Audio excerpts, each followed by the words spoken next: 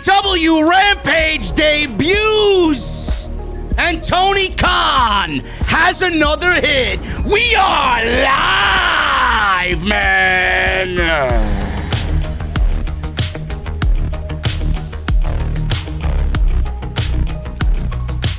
Was there another wrestling show on tonight, man? I'm not really sure. I could have sworn there was another wrestling show on tonight. Was there anything of importance that happened on that show? I don't think so. AEW Dynamite debuts Rampage, and Tony Khan gets it perfect. Kenny Omega, Christian Cage, Impact World Title, Britt Baker at home in Pittsburgh against Red Velvet. Miro against Fuego. And on the SmackDown side of things, more of the same rematches. Roman, Cena, cringe. Typical WWE. Guys, we're going to go over everything tonight. We're going to start off with Rampage. Then we'll lead into SmackDown. And this is the #1 wrestling show that's going to cover it all right here live on YouTube. This is your Rampage and SmackDown post show right here on Off the Script.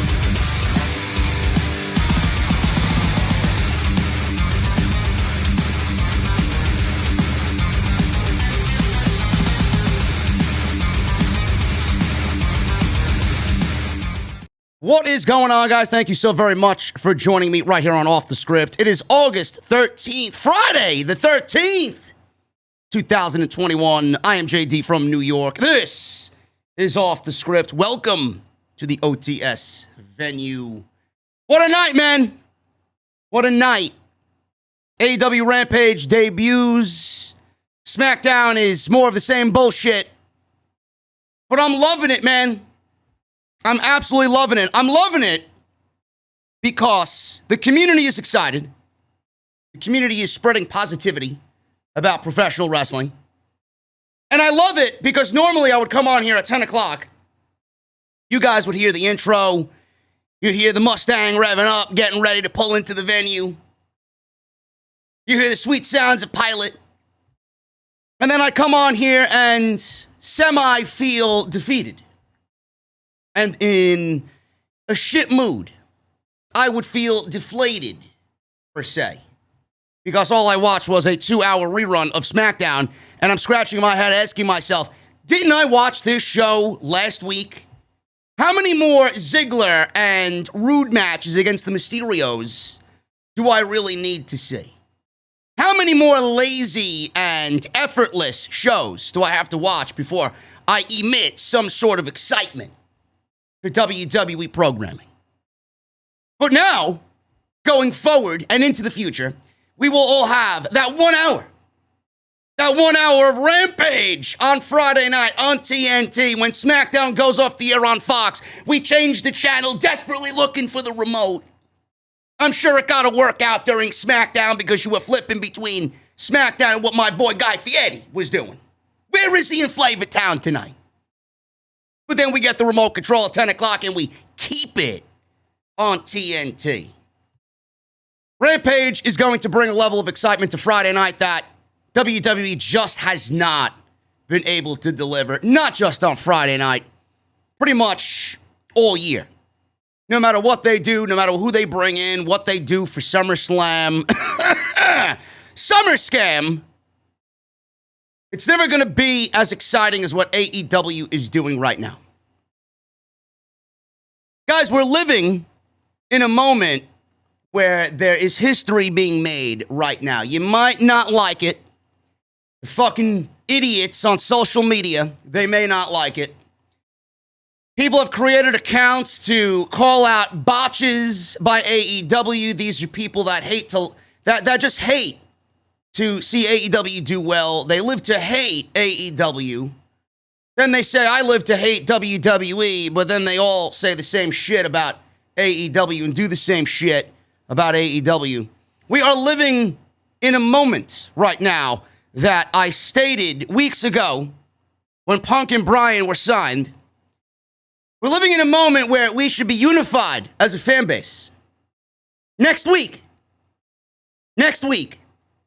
history will be made in the United Center. It is going to be the biggest moment of the decade. It is going to be a turning point in AEW's history. 2 years. A turning point in their history that will transcend not only the product, but it will move AEW closer and closer to being the number one wrestling promotion on television as far as what they do creatively for a pro wrestling program. I'm not talking about monetarily. I'm not talking about Nick Khan and Vince McMahon and the stock and how much WWE is making every single quarter. How many subscriptions does Peacock have? I'm not talking about any of that. I'm talking about what you and I are here for. The love for professional wrestling. That's why we're here. Next week is history. All Out, September 5th. Jesse and I will be in Chicago. All over the place. History. Arthur Ashe Stadium, which I could look out my fucking window and I could see Arthur Ashe Stadium. History. It is going to be historic. And tonight started what will be a string of weeks for AEW that will be history. Rampage tonight. I didn't expect too much of a different show from what we usually get on Wednesday night. I didn't expect a new set. I didn't expect a new ring. I didn't expect anything new. Bells and whistles, all this other shit to make it as overproduced as a WWE show is. What we got was a 1-hour show that was very similar to the NXT format when it was on the WWE Network. You know, before Vince and Bruce and Johnny Laurinaitis and Nick Khan killed it completely.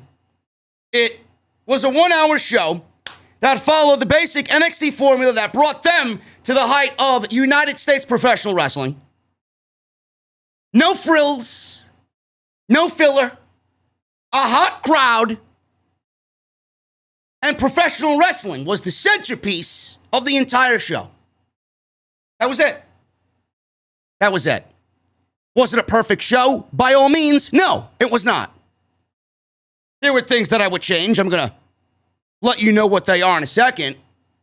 But what Tony Khan has developed here, what TNT has right now is a show that you and I will make appointment television every Friday night.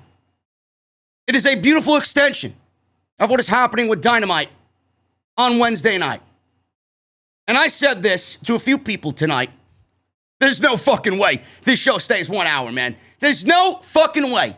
When Punk and Bryan are introduced to the mix and Rampage and Dynamite are doing near 2s in the rating, and they're beating Raw in the 18-34 demo and then in the 18-49 demo, Sucks to be Raw, man. It's great to see Monday Night Raw in the fucking mud, bro. It really is. They deserve every fucking piece of negativity thrown their way. This show is going to expand to 2 hours. It's going to expand to 2 hours. I don't think it's going to remain in the Friday night spot. I think it's going to go prime time Saturday at, I would prefer 6:05 p.m. to that 8:05 p.m. time slot like the old school Saturday night WCW shows. Man, I remember vividly watching that shit over my grandpa's house on Saturday night while my mom went out to dinner with my father and we were stuck with my grandparents. Pro wrestling was on. Turned TBS on and it was there waiting for you. I wasn't a big WCW guy. I hated WCW. I was more of a WWF guy. But I see them moving to a Saturday night time slot at 8 p.m. Eastern time. There's no way this show stays at 1 hour. Absolutely no way this show stays at 1 hour. Do I enjoy the 1 hour format? Yes. Do I hope it stays at 1 hour? Absolutely. I think this show was fucking brilliant tonight. I really do. Now, there were rumors of a new set. We didn't get any of that. There was rumors of, I believe Cody Rhodes said it in a press conference before the homecoming show, that Rampage was going to have a logo in the middle of the ring. We didn't see any of that stuff. But what we got was a 4-man booth, commentary booth tonight. We had Excalibur, we had Taz, Chris Jericho, and Mark Henry. Now, it wasn't a 4-man booth for the entire show. Tony Khan kept his word about it not being a 4-man booth completely. As Mark Henry, he said, was brought on to be an analyst. So he was all over the place. He did some commentary at the beginning of the show. Then he went back to do some interviews after Christian Cage in the Omega match. And he interviewed Britt Baker and Red Velvet before their match. So for most of the show, Mark Henry wasn't even there on commentary. The little bits of Mark Henry that I did hear, he sounded all right. I want to hear more of him in that role.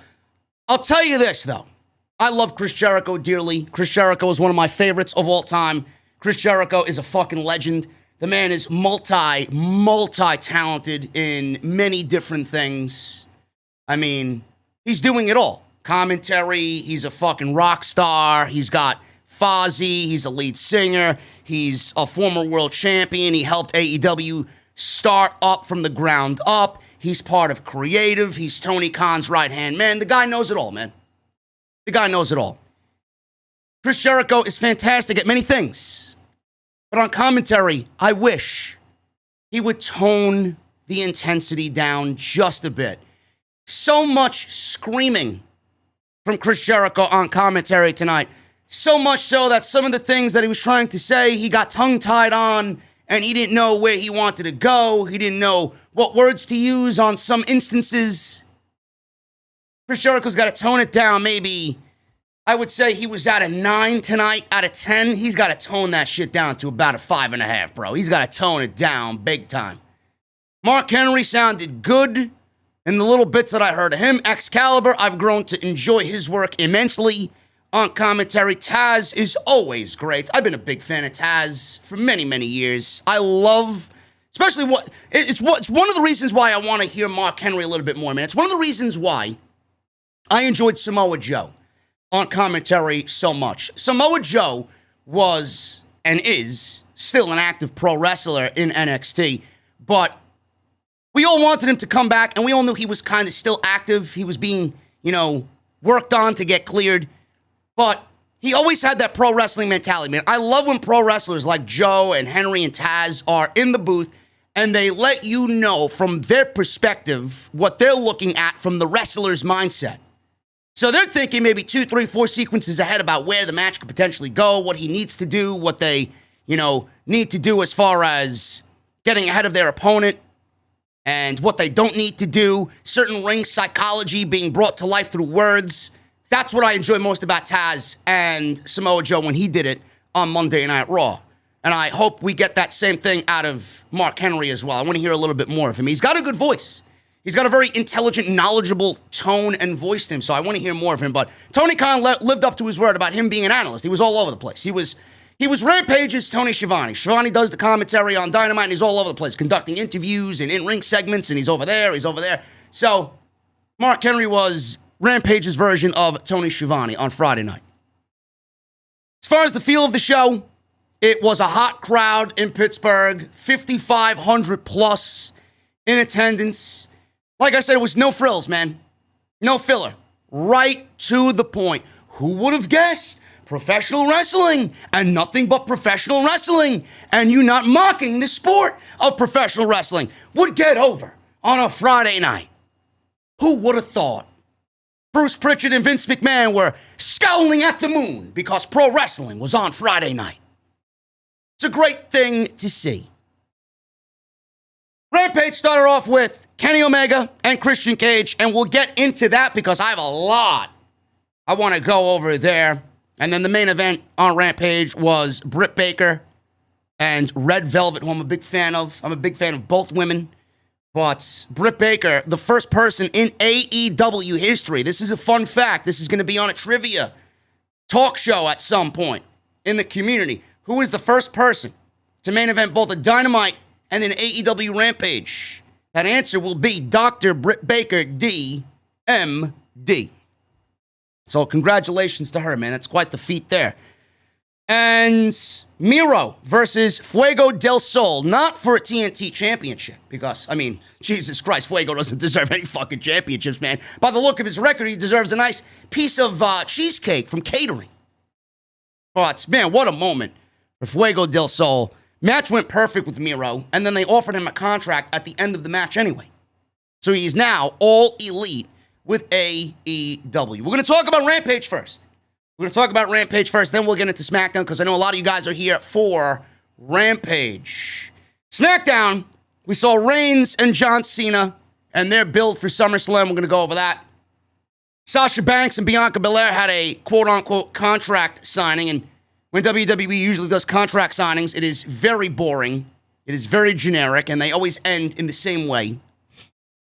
And then we had more of the same with the Usos and Mysterios, and Gable Otis versus the Street Profits. And the biggest moment of SmackDown, in my honest and humble opinion, Shinsuke Nakamura winning the Intercontinental Championship from Apollo Crews. I didn't see that one coming based on Apollo's win-loss record as a singles competitor as the Intercontinental Champion. So we'll go over that. I actually enjoyed that match and that decision because they've done nothing with Apollo Crews. So thank you guys for joining me, man. I know there are a lot of content creators right now in the IWC Live, but you've obviously joined me over them, and we still have 2,700 people live in the venue tonight, man, making us undoubtedly number one in the entire community, because that's what we do, man. That is what we do. So thank you guys for joining me right here on Off the Script. Hit that subscribe button down below. Turn on the bell for all notifications. Make sure you guys go and check out all the other videos that you might have missed on the channel. Off the Script tomorrow is going to be 2.5 hours of non-stop pro wrestling news. And the big story coming out of WWE is now Vince McMahon and his team internally sabotaging Triple H. It has now come to light. Who's called it for about 4 or 5 years now? JD did? I know. I've been saying this for half of a decade now. Now it's all finally starting to come to light, man. Internally sabotaging Triple H. Internally sabotaging NXT. And the level of toxicity in WWE right now because of what's happening to NXT is at an all-time high. Oh, man. God, do I love being right, man. God, do I love being right. I mean, a fucking blind man could have seen what was about to happen here. I saw it 5 years ago. But here I am. Give myself the Barry Horowitz pat on the back, man. I love it. I love it. So look forward to that. That's tomorrow, 5 p.m. on the channel. Now, I don't know if you guys can see, but Bonfire, get this. This is big. This is major news right here, man. Bonfire, where I have my merchandise and my t-shirts, is now partnered with YouTube. So I don't know if it's underneath the video right now, I think some of the designs are going through an approval process through YouTube. But if you look underneath the video that you're watching, I don't know if you're on Android or you're on iPhone or if you're on your PC. If you scroll down to underneath the video, you'll see a merchandise tab with all of the JD merchandise on Bonfire. Now you can get a first-hand glimpse of what it is, click the shirt that you want, and it'll take you right to the page to go and purchase it. I love it, man. Everything is now streamlined and simplified for you guys. So if you want your t-shirts, bonfire.com. You can find the merchandise line right below the video that you're watching right now, man. I love it. That's bonfire.com. Also, guys, follow me on social media at JD from NY206. That is Twitter and Instagram. And as always, hit that thumbs up. We got almost 800 likes in the venue, man. Let's try for 1,000. And then when we reach the goal of 1,000, the next goal will be 1,200. So let's try to get to 1,000. We got 2,700 in here right now, man. There should be nobody in this chat that goes without hitting the thumbs up. What are you waiting for? I mean, what are you waiting for, man? Why are you here? Oh, that's right. You want to hear the most passionate and most knowledgeable individual in the entire community speak wrestling. I know. We'll get to it. We'll get to it. I love it. Thank you guys for joining me. And today's show is sponsored by Manscaped. Manscaped.com.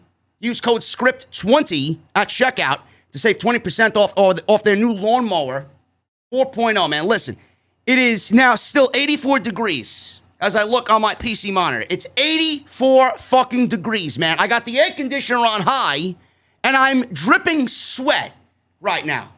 I must be really excited after Rampage went off the air.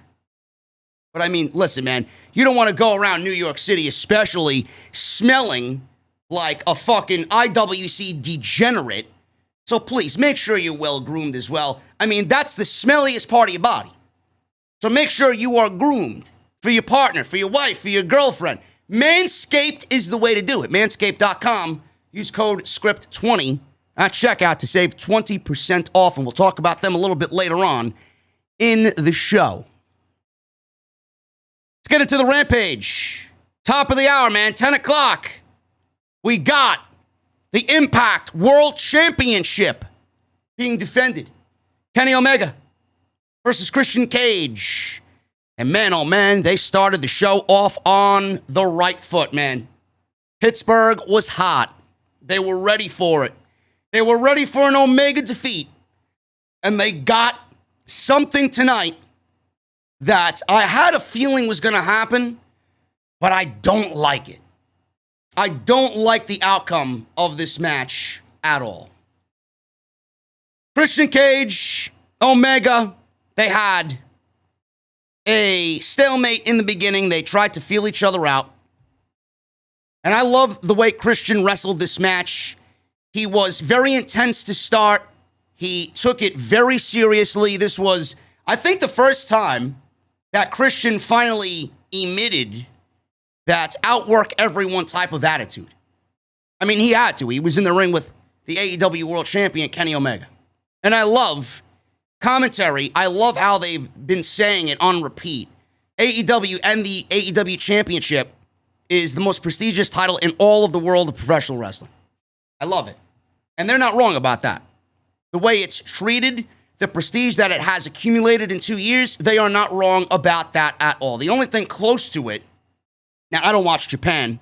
I don't watch New Japan Pro Wrestling, so I don't know what's going on with the IWGP World Heavyweight Championship. But the only other thing comparable right now to the AEW Championship is the Universal Championship with Roman Reigns. And the only reason why it's where it is right now is because of the work Roman Reigns is doing for that championship.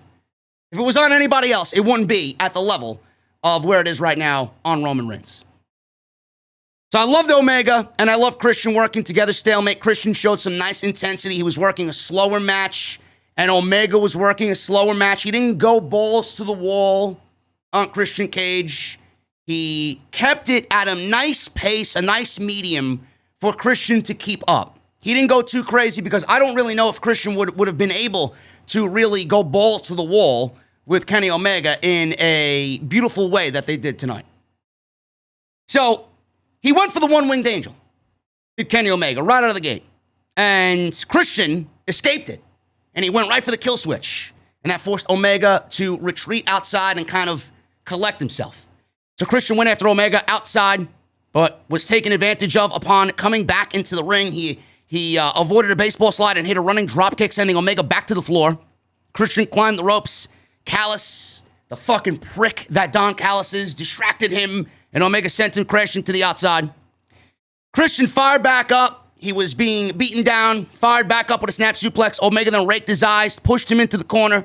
They went to the top. They were fighting up on the top rope, but Christian hit a sunset flip powerbomb.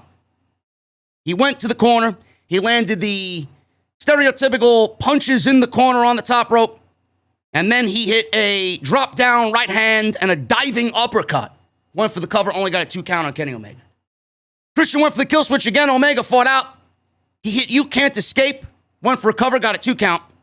Christian hit a reverse DDT. He went for a cover, got a near fall of his own. Omega countered a running attack by Christian into a V-trigger, a power bomb, another V-trigger, and he goes for the cover, only gets a near fall. This was the closest near fall of the entire match so far. Omega went for the one-winged angel again. Christian fought out. Omega tried to turn it into I don't know what he was looking for, but I think it was a suplex. It might have been a snap suplex. I'm not sure. Christian fought out, turned him around, hit a spear, and he went for a cover, got a great near fall. That was the closest near fall of the match at this point. Omega hit a Snapdragon suplex, countered another kill switch attempt, then followed it up with another. Christian stopped the momentum of a V-trigger, snapped Omega's neck over the top rope. Looked like it sucked. Followed it up with a big frog splash off the top. Another near fall. Callis gets up on the apron. He's distracting the official. This allowed Omega to hit a low blow behind Brian Hebner, who was the referee in this match. Behind his back, the Young Bucks came out. They were kind of prickishly dancing to the ring, very cocky-like. They had a steel chair. They slid the steel chair into the ring. Omega tried to hit the one-winged angel on the steel chair. Christian fought out. Hit the kill switch behind the referee's back still. Hit the kill switch on Kenny Omega, which looked fucking brutal. Kenny Omega sold it beautifully. Christian goes for the cover. 1, 2, 3. And Christian Cage beats Kenny Omega. I believe the statistic is this is the first time in 712 days that Kenny Omega has suffered a pinfall loss. It was a fuck finish, but Kenny Omega was pinned, and he loses the Impact World Heavyweight Championship. Christian is your new TNA Impact World Champion. After the match was over, Jurassic Express came out. They were celebrating. Don Callis retreated, and that's all we seen. Christian got the spotlight to himself. Scott D'Amore from Impact was there. Jungle Boy, Luchasaurus. They were all out there celebrating with Christian Cage. Now, I don't necessarily agree with the outcome. I'm very conflicted. I don't want to sit here and complain about it because I think we all see where this is going. I would have not advocated for Kenny Omega to lose the World Championship. I've always said to myself, Kenny Omega should remain unbeaten until he drops the championship to Adam Page. His first loss, and you know what's going to be. Adam Page is going to beat Kenny Omega. That should have been his first loss. That should have went to Adam Page. I can't get behind that decision, knowing that Page is going to inevitably get that championship, and Kenny Omega is here on Rampage in an Impact World title match with an unbeaten streak of 712 days, and it goes to Christian Cage for the Impact World Championship. I'm very conflicted. Now, there was a fuck finish, so it kind of takes away from the overall blow of it all.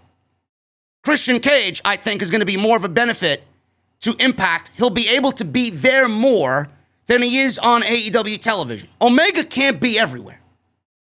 Maybe the schedule, maybe this belt collector thing is getting a little bit too much for Omega to handle. Christian Cage is going to benefit Impact more than Omega is, because he will be able to be there. Omega was protected, but it looks like with him losing the championship tonight, the downfall will play into the storyline plans. Tomorrow, we have Kenny Omega versus Andrade for the AAA championship. And if Omega lost tonight, then Omega's probably losing that belt to Andrade. Now, again, I don't want to see Omega lose, but it looks like the pieces are going to start falling around Omega. And when Paige is able to return back to television and he gets thrusted into that main event spot, I'm assuming we're going to get Paige versus Omega at Arthur Ashe Stadium on September 22nd for AEW Grand Slam. That's the way I would do it. I'm not waiting till Full Gear. If you're going to have Omega lose to Cage and then Andrade, looks like to me that that main event is going to happen at Arthur Ashe Stadium in New York City for the AEW World Championship. Then maybe Kenny Omega takes a little time away and he heals himself up. There have been major reports that Kenny Omega is injured. Kenny Omega himself said that he is incredibly banged up. He doesn't know how many more years he has left. He is right now hurting. There was a report, Meltzer reported something along the lines a couple of months ago, maybe a month and a half ago, that Kenny Omega has gone and received stem cell treatment for all of his nagging injuries. He feels okay, and maybe he's okay enough to get through all of this storyline while he's losing all these championships. I don't know. But I would not have booked it myself to a point where Omega loses any title until he lost the AEW championship first, because that's the most important title that he had in his grasp. And Paige should have been the first one to beat Omega. That's the way I see it. Now, I'm happy for Christian. I'm happy for Christian Cage. I think this gives him more to do. The forbidden door is open. You can walk in, you can come back out. You can go from Impact to AEW, AEW to Impact. It doesn't matter. This is the beauty of the forbidden door. They're all working cohesively as one big happy family for now. Christian is going to be more beneficial to Impact than he is on AEW television. On AEW television, he's going to get lost in the shuffle here. He's going to get lost in the shuffle on Dynamite. There's not much for him to do at this stage of the game. So I get why they gave him the championship. Also, another reason why they potentially gave him the championship, this is a new show. First episode on TNT, they wanted to start it off with a bang. And they wanted to make sure that you're watching a show where anything can happen. The unpredictability is going to be there. Every single Friday, you don't know what to expect coming out of Rampage. That's another reason why they may have thought the title change was a good thing. But what happens to Omega? Does he go and lose to Andrade? Is all he has left is the AEW championship? Does he drop that to Paige and go away? Or we're getting another Christian Cage match with Omega at All Out. Are we going to have the heel in Kenny Omega coax the babyface, Christian Cage, into putting that championship on the line because he cheated at All Out? Is it going to be a title versus title match at All Out? The Impact title versus the AEW title, Cage versus Omega. And is Omega going to win that title back at All Out? Kind of erasing what happened here tonight. Because, let's be real, Omega lost, yes. The fuck finish kind of takes away from the overall feeling of the loss. So I give AEW and Tony Khan credit there. But he did cheat. The babyface cheated to win. Now, Omega would have done the same thing, but Christian's a babyface. He outworks everyone. I guess that kind of plays right into his house of cards. He outworks everyone, no matter how the work gets done. But is it going to be a champion versus champion match at All Out? It seems like it needs some type of bigger spotlight or bigger stakes on the line. Because if you just do Christian versus Omega, it's not really a pay-per-view caliber match. Now you got a major world championship from one promotion, major world championship at AEW colliding, and we get the rematch with both championships on the line. Impact gets their spotlight on AEW's biggest show ever. It will be their biggest show, period. up until they go into a stadium show. But this is maybe where they're going with all of this. I don't know. Now, Andrade is a wild card here. Andrade is a wild card. How good would Andrade look if he beats Omega? It's spotlighted on Dynamite. He walks on Dynamite with the AAA championship. How good would he look when he wrestles Pac at All Out? And then he has Pentagon and Phoenix join him, and we got this new Mexican Mafia-like stable, and Andrade's leading the stable with the AAA championship around his waist. How good would they look? I mean, you got to take that into consideration as well. But I'm kind of on the fence about this, man. I really am. You know, I've said it week after week after week after week. I do not want to see Roman Reigns lose ever. I know it's not going to be that way forever, but I'm embellishing on the forever part. He's eventually going to lose that championship. Nobody is ready to beat him. Period. It's not Big E. It's not Goldberg. It's not The Rock. It's not Cena. It's not Rollins. If it wasn't Bryan or Edge, it's nobody. Roman Reigns might as well hold that championship for another 700 fucking days. It's not going to be a situation where they have anybody ready to be as good as Roman to take that title off of Roman. I was thinking that way about Kenny Omega. But I want to let this marinate for a little bit. At first, I don't like it. Right now, I don't like it. But I want to see where it goes. I want to see what they do with this Andrade match tomorrow. We'll have more answers tomorrow night. I want to see what they do with Omega and Paige. When does Paige come back? Is Bryan going to be involved? I don't know. Because that's where the rumors are leading right now. Bryan's going to get involved. He's going to help Paige. He's going to be aligned with Paige. I don't know where these guys creatively are going to fit in, Punk and Bryan. They may be slotted at the top. And at the top, you're going to see the Elite, Omega, the Bucks, the Good Brothers, Paige. They may be slotted at the top. So we don't know how they're coming in. It's going to be a very interesting situation going into New York City, man. That show is going to be massive. Absolutely massive. Just as big as All Out is that show in New York City. September 22nd. So, again, I always give Tony Khan his props, man. He has not, for at least the first 2 years, there's been a hiccup there, there's been a hiccup here. He has not let us down creatively in many situations. But I think Tony Khan has developed the equity amongst the fans to where he does something and you're going to wait it out. This is not some fucking idiot running a goddamn wrestling show who is doing it because, oh, look, I got all these guys, ha, ha, ha, let's book it logically like fucking WWE does. There's a lot of brainchild around Tony Khan. They're not going to go and do something that doesn't make fucking sense. I think, after it all, even though I don't like it, this is going to end up making sense somehow. So let's ride it out and see what happens. If this was WWE, I'd probably shit all over it because they deserve to be shit all over. They don't have the equity amongst the fans. They do the wrong thing time and time and time again. If they had a string, months of great creative, and they had one little hiccup along the way, I'd be a little bit more easier on them.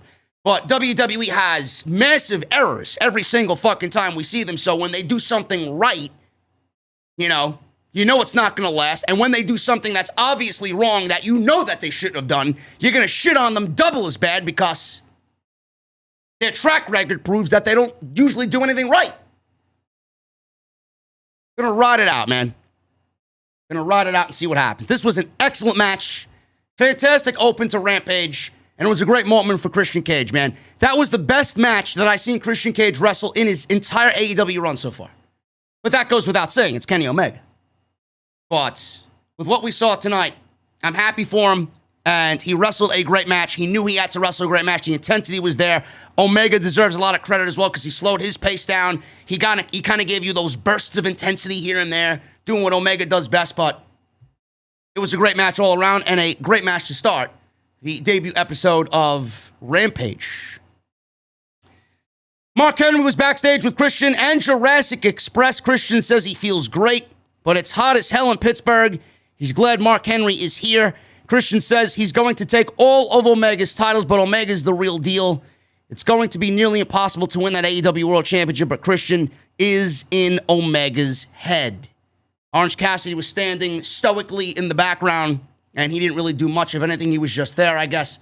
They just wanted to feature him on TV because you're going to see him a lot on Rampage, and he's going to be one of the featured stars of AEW on Rampage, so I guess that's why he was there. Just get him in the camera shot somehow. He's just hanging around doing what Orange Cassidy does best. Miro. I guess this was the TNT Championship. Was this for the TNT Championship? I'm not really sure. I thought this was just merely for Fuego to beat Miro to earn an AEW contract. I'm not sure.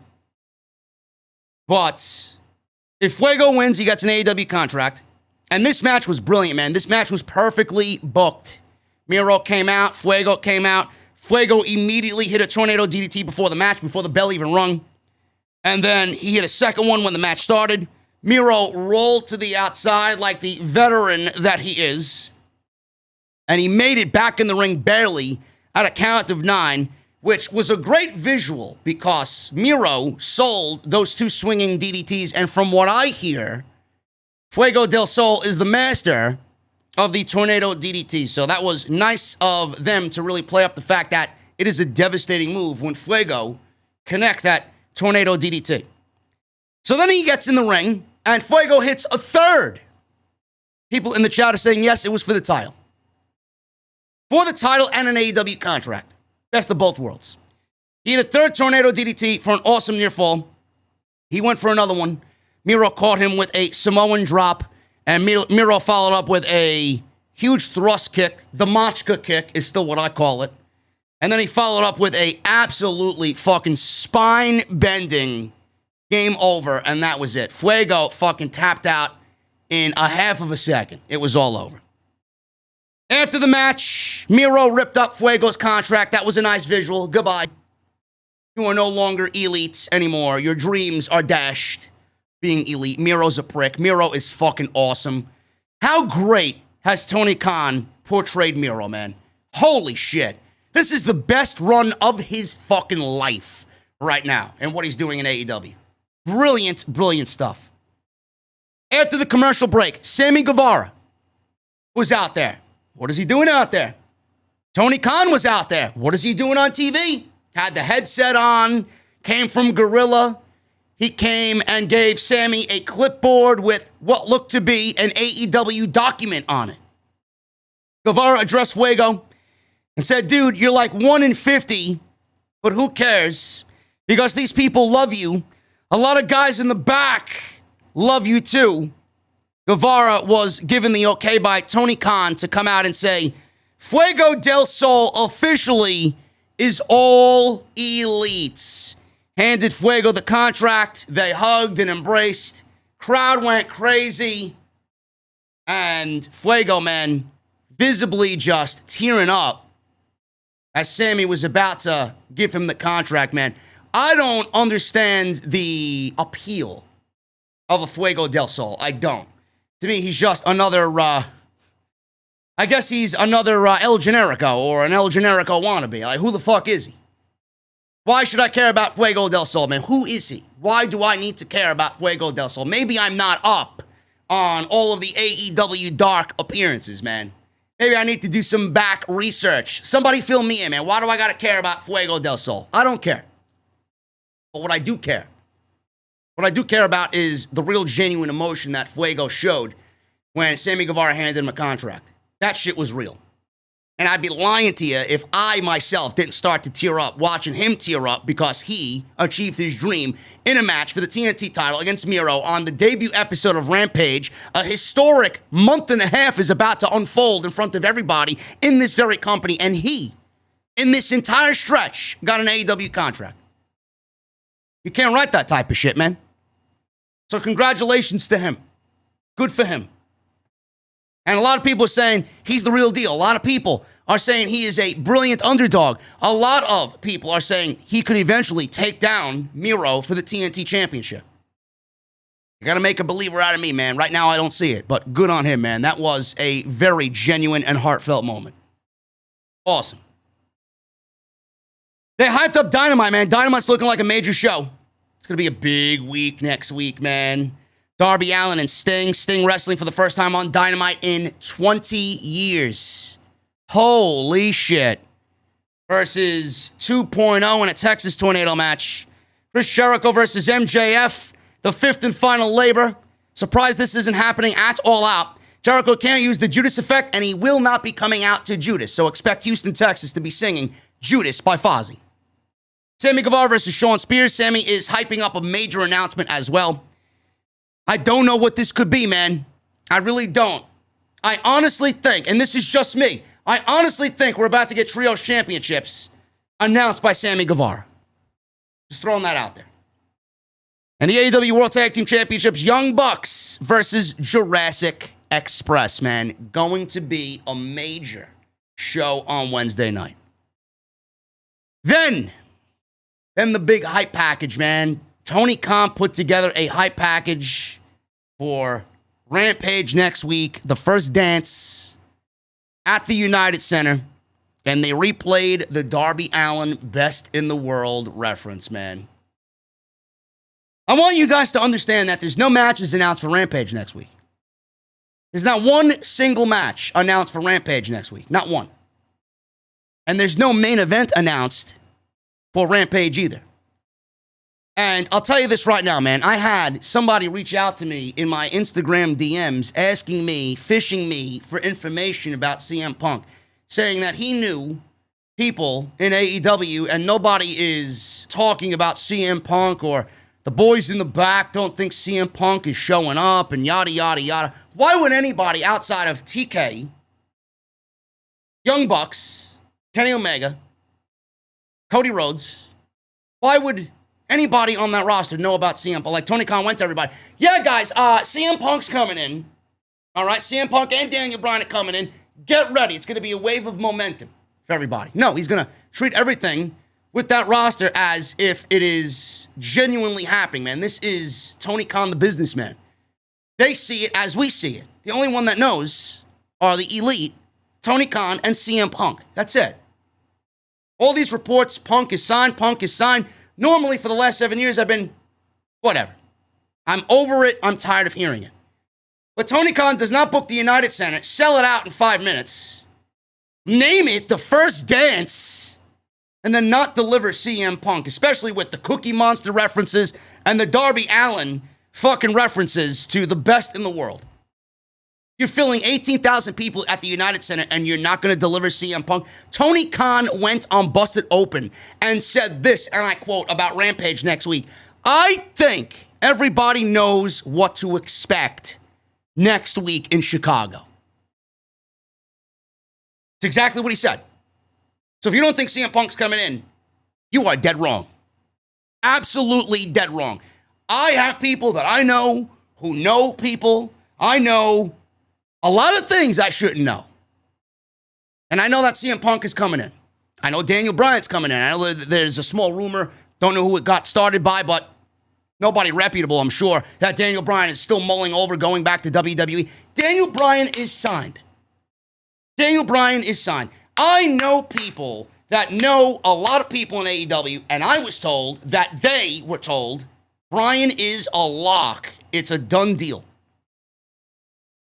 History is being made.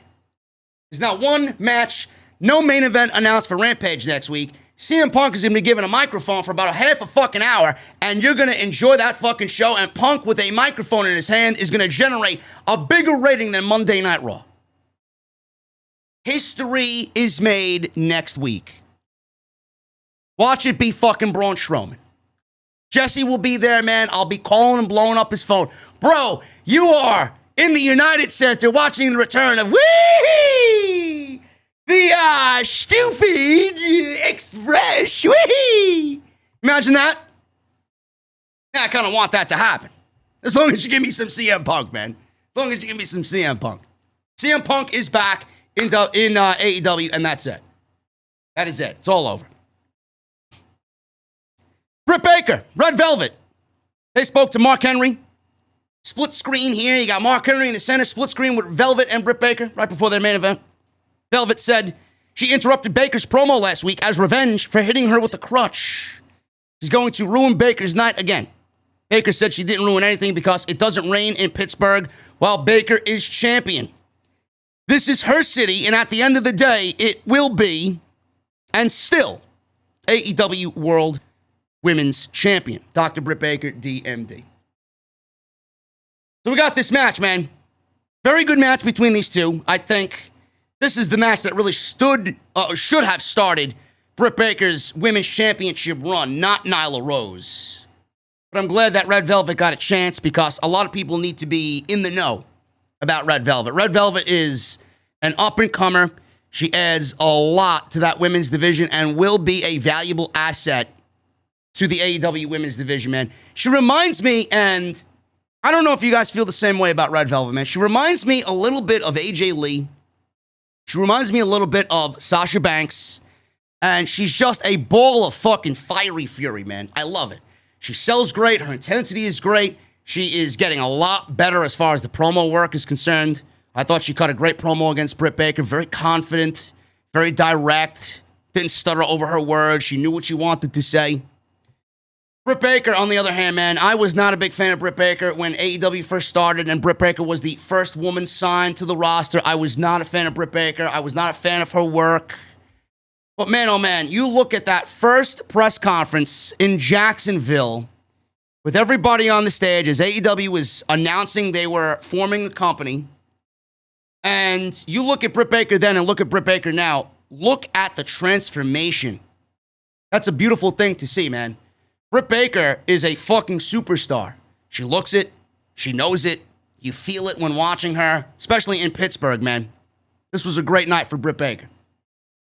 This was a very good match. The only part I did not like about this match was the ending. And I'll talk about that when I get there. Baker went for the lockjaw. Velvet went for her final slice right away. Velvet had Baker scouted, maintaining a little bit of control. They exchanged back and forth. So they got in each other's face. Velvet then went for a quick roll-up on Baker. Baker was still casted up for her broken wrist. She wrestled fantastic with the broken wrist. Adam Cole did the same thing in NXT about a year ago. So he is, you know, a good example of how tough she is as well. So, I mean, that's that. She wrestled. She's got a sprained wrist or a broken wrist. She got a big cast on. She wrestled a great fucking match, even with that thing on her wrist, man. So Velvet had a chance to stomp on Baker's broken wrist and hesitated. And they went back and forth with a little technical exchange. Velvet targeted Baker's arm. Baker caught her with a back elbow, which looked stiff. A dropkick from Velvet, followed by standing moonsault. Got two, leading into a commercial break. We got a split screen. Not really a big fan of the commercials in the main event, but here we are. Baker was in control upon return, but Velvet cut her off with a ripcord forearm, which looked very nice. Chris Statlander was shown looking on as Velvet was, I believe, in an armbar, or had an armbar on Baker. Baker came back with a swinging neck breaker, then locked on a crucifix for a 2 count. She then turns it into a lockjaw, but Velvet turned that into a cradle for a very close near fall. Velvet tried to rip Baker's injured wrist cast off, so she tried to rip it off. Rebel tried to interfere. It was enough for a little bit of a distraction for Baker to roll up Velvet for a near fall, and the official then had enough and ejected Rebel from the ringside area.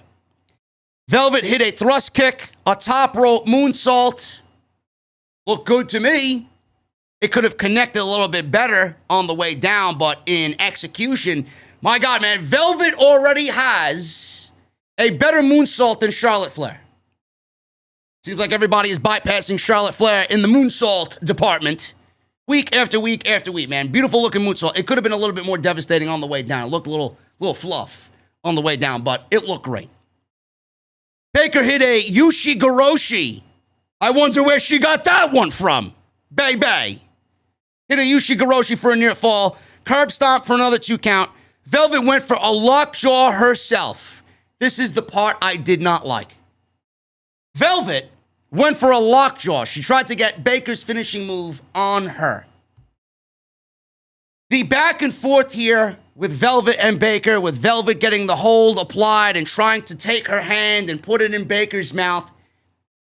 I didn't like it, man. There was a little bit of a hesitation, and it looked a little too, it was too long of a transition before the ropes were met. Baker got to the ropes. Baker tried her best to get to the ropes. I think there was a little too much time in between for Baker to get to the ropes because Velvet was like pushing Baker's hair away from her face, and it almost looked like Velvet didn't want to put her hand and her fingers in Baker's mouth to apply the lockjaw. It almost looked like she tried to apply the hold and then not lock in the hold. It looked very off. I think if Baker was in a situation where she was trying to scramble to the ropes to break the hold a little bit more quickly, then the move in the transition and the execution of the move wouldn't have looked as bad as it did. That's my only takeaway from this match. So, after that, she got to the ropes, and Baker reversed the positioning. So, after all of this back and forth, Velvet took Baker's wrist and started pounding on it with her fists. Baker then applied and switched from the regular way she does the lockjaw into almost a reverse lockjaw, almost as if a righty batter in the batter's box has to hit lefty, a switch hitter. So she showed that she is a switch hitter here, went for the lockjaw, got it in, Velvet quickly tapped out, and that was it. She retains the title in Pittsburgh. This is not a WWE show. The hometown hero goes into the show winning their match. And in WWE, more than likely, they lose every time they're at home. It's like a fucking thing inside WWE. After the match, Baker's parents were at ringside, shown sitting in the crowd. Baker almost hit, or actually, she did hit a swinging neck breaker on Velvet. Chris Statlander came in to help Velvet attack Baker, and then a mystery woman ran out who ended up being Jamie Hayter. Now, I don't know much about Jamie Hayter. I know she appeared on AEW television in the first year on TNT for a couple of appearances. I was a big fan of what I saw then. I don't know what she's been doing between then and now, but I know she's from the UK, and I know that she's back in the States, and I'm glad that she's back with AEW, because since then, I've been wanting to see a lot more of her. But the crowd felt flat for this surprise return. Nobody knew who she was. Nobody knew how to react. Commentary, they knew who she was, but I'm glad they didn't really jump to, oh, that's Jamie Hayter. They were like, who's that? Who's that? And then, oh my God, it's Jamie Hayter. Jamie Hayter isn't really a big name. Nobody knows who Jamie Hayter is. But Britt Baker's got some backup in the returning Jamie Hayter. But this does one very important thing, folks. Britt Baker's got backup, yes. Britt Baker is a hometown girl in Pittsburgh. She's going to be cheered on like a hero. But what this does, and I know a lot of people were kind of iffy on the, in-between crowd reaction that Britt Baker's been getting. Now, I don't know if it's going to continue. It may very well still continue, even though this was a very heel-like dick move on Britt Baker's behalf. It looks like Tony Khan realizes that Britt Baker is a superstar and she's mega over with the crowd. But going into a match with Chris Statlander at All Out, you have to have a definitive heel and babyface. Tony Khan made it a priority here to keep Chris Statlander a babyface at All Out. And he did everything humanly possible to book the ending of this match with the beatdown on Red Velvet, with Jamie Hayter coming in and backing up Britt Baker and beating up Chris Statlander. Tony Khan made it a priority to differentiate Chris Statlander from Britt Baker, babyface versus heel. This was a heel move. Will Britt Baker be booed next time we see her? Maybe more so than what we've seen tonight.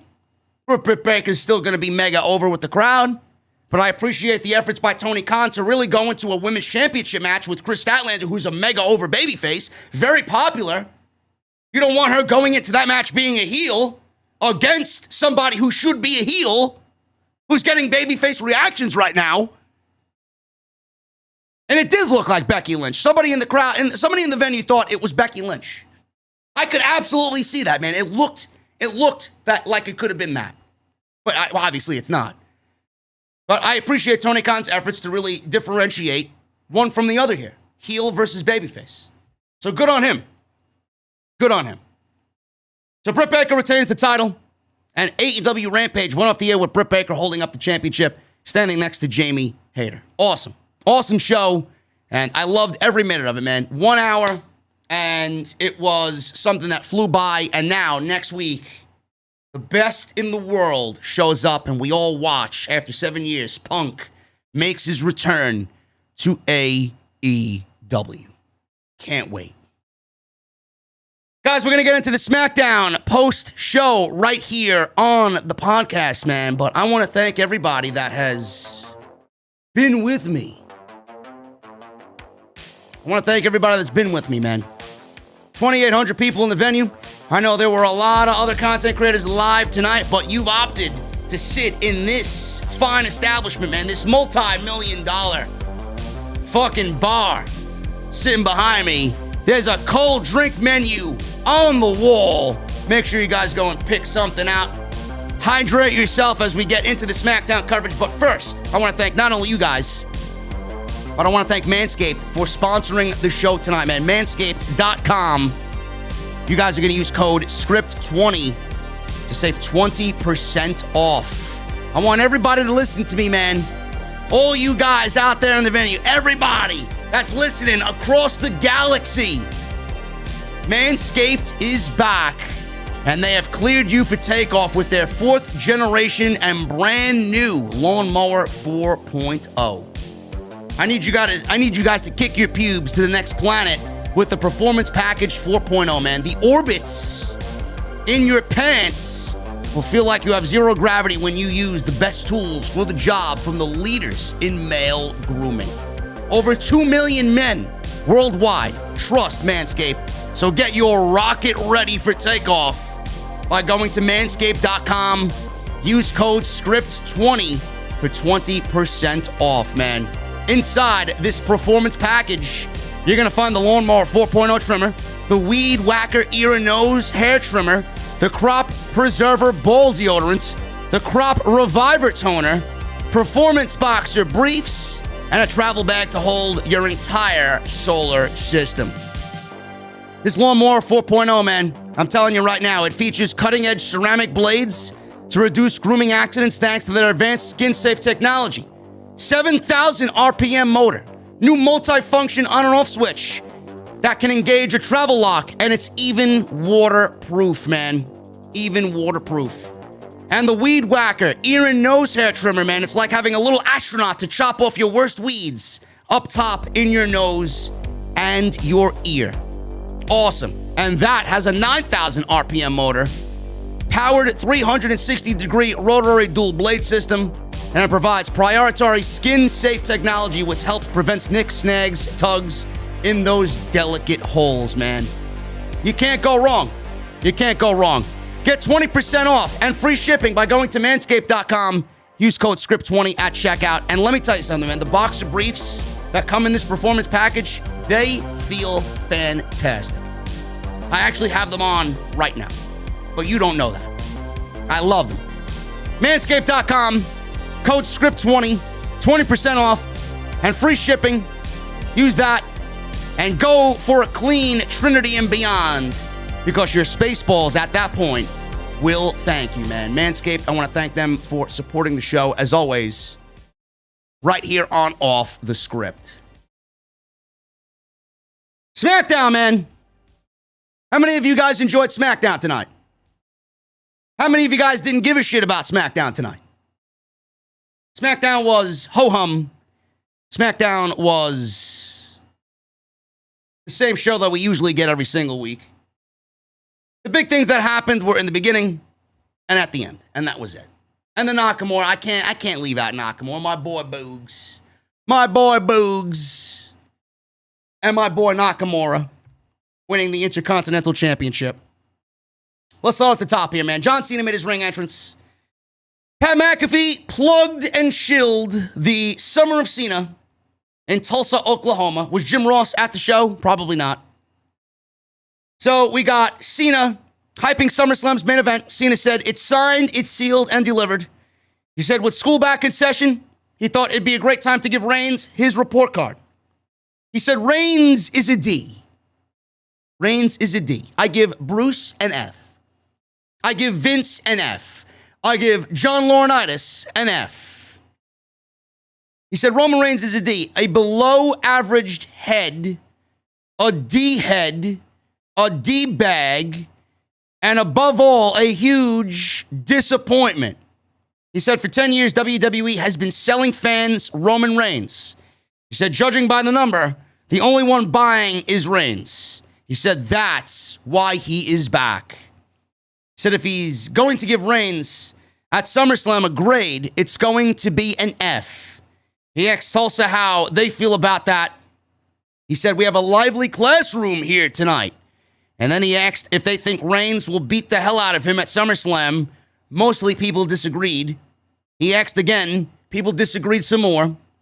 He said he has a doctorate in thugonomics, so he has an answer. He said Reigns will beat the hell out of him, but he will lose as well. And there's nothing he can do about it. Reigns then comes out, and we get a long, drawn-out entrance for Roman Reigns. We go to commercial break. We come back. He's still not even in the ring. So Reigns enters the ring, and it's a great time to be alive. Cena says it's nice of him to arrive. After a few seconds, Reigns asked him not to waste his time. Just get to it, please. Cena says he won't waste his time, but he will wait until a week from Saturday to embarrass him at the biggest stage of them all. But I thought that was WrestleMania's catchphrase. The biggest stage of them all. I thought that was WrestleMania and not SummerSlam. Maybe he got confused from the biggest stage or the grandest stage of them all to the biggest party of the summer. I don't know. John Cena was kind of off in the beginning of this promo, I gotta admit. He and Reigns were both kind of off in the beginning of this promo. And I'll get into that in a second. Reigns asked if that's all he's got. Cena said, Roman, that's all I need. He said when he watches Reigns, he waltzes around like it's his show, and they have to play by his rules, and it's his company. So he pointed at the fans and said, listen, it belongs to them. You know, John Cena is he's a very misinformed. He's a very misguided WWE superstar. He's pointing to the fans in Tulsa, Oklahoma, and he says to the fans in Tulsa, Oklahoma, that the WWE belongs to us. But I think Vince McMahon has proven otherwise. Because if the WWE belonged to us, then WWE would be giving us what we want. WWE would be giving us quality television on Monday and Friday night, which they are currently not doing. WWE, if they wanted to give to us, they wouldn't pipe in crowd noise every fucking show just to fill out the effects of what they want on their television. So is it really us? Or is it WWE doesn't give a shit about us? I think John Cena is misguided and confused. He said Reigns believes he's above everyone. Because he is. I mean, let's be real. Roman Reigns is above everybody. And Roman Reigns is above everybody, but he came back because I'm the only one who can shut you up. He said WWE's been pushing you for a decade now. Failure after failure after failure after failure. He's not wrong about that. That's a legit shoot. But it's not Roman's fault. It's WWE's fault for thinking that they could get him over as a babyface, but they can't. They couldn't. He had to turn heel to go back to a babyface eventually down the road and be successful. You're still here because you're the best that they got. He said they built a protective layer around him so no one else has a chance. He said they asked him to come back and serve him a big old piece of humble pie at SummerSlam. Who exactly asked him to come back? The fans? Or was it WWE's monster payday for this SummerSlam main event match in Las Vegas? Which one was it? I'm going to go with the latter. Cena says they have 1 week left to choose, and it's either going to be Team Reigns or Team Cena. He said Tulsa has chosen. So we got a Let's Go Cena chant that broke out. So now Reigns obviously had a rebuttal here. I thought we were going to get something original here, something fresh. You made D jokes and penis jokes. You say the same shit. Give me something good. Hit me with some good stuff. Cena says he will. He said Reigns will beat his ass with the punch named after the DC superhero as the slimy man that holds up the belt at ringside. Heyman shot Cena a dirty look at that point. Sniveling little prick is Paul Heyman, but I love him. Cena says he just needs to pin him. 1, 2, 3. And that was the going line of this promo. He counted down like we were on fucking Sesame Street. 1, 2, 3. Like Drew McIntyre gimmick infringement here by John Cena. So, after the countdown, he says he needs 3 count, and he will become the most decorated champion of all time. He said, as fun as that would be for him, he's actually there to help him. So Reigns was laughing at John Cena. He says he's not like Cena. He doesn't bury his opponent, so he beats a bum. He said they do compelling storytelling here. He touted Cena and says he's on the cusp of being a 17-time world champion. You're the best. Mount Rushmore of WWE. You might take every slot. He says he's even good enough to juggle Hollywood and WWE at the same time. He says they don't have time to promote all of his movies. He said he thinks he's got 4 movies now. And he said his specialty isn't jousting on the microphone with him.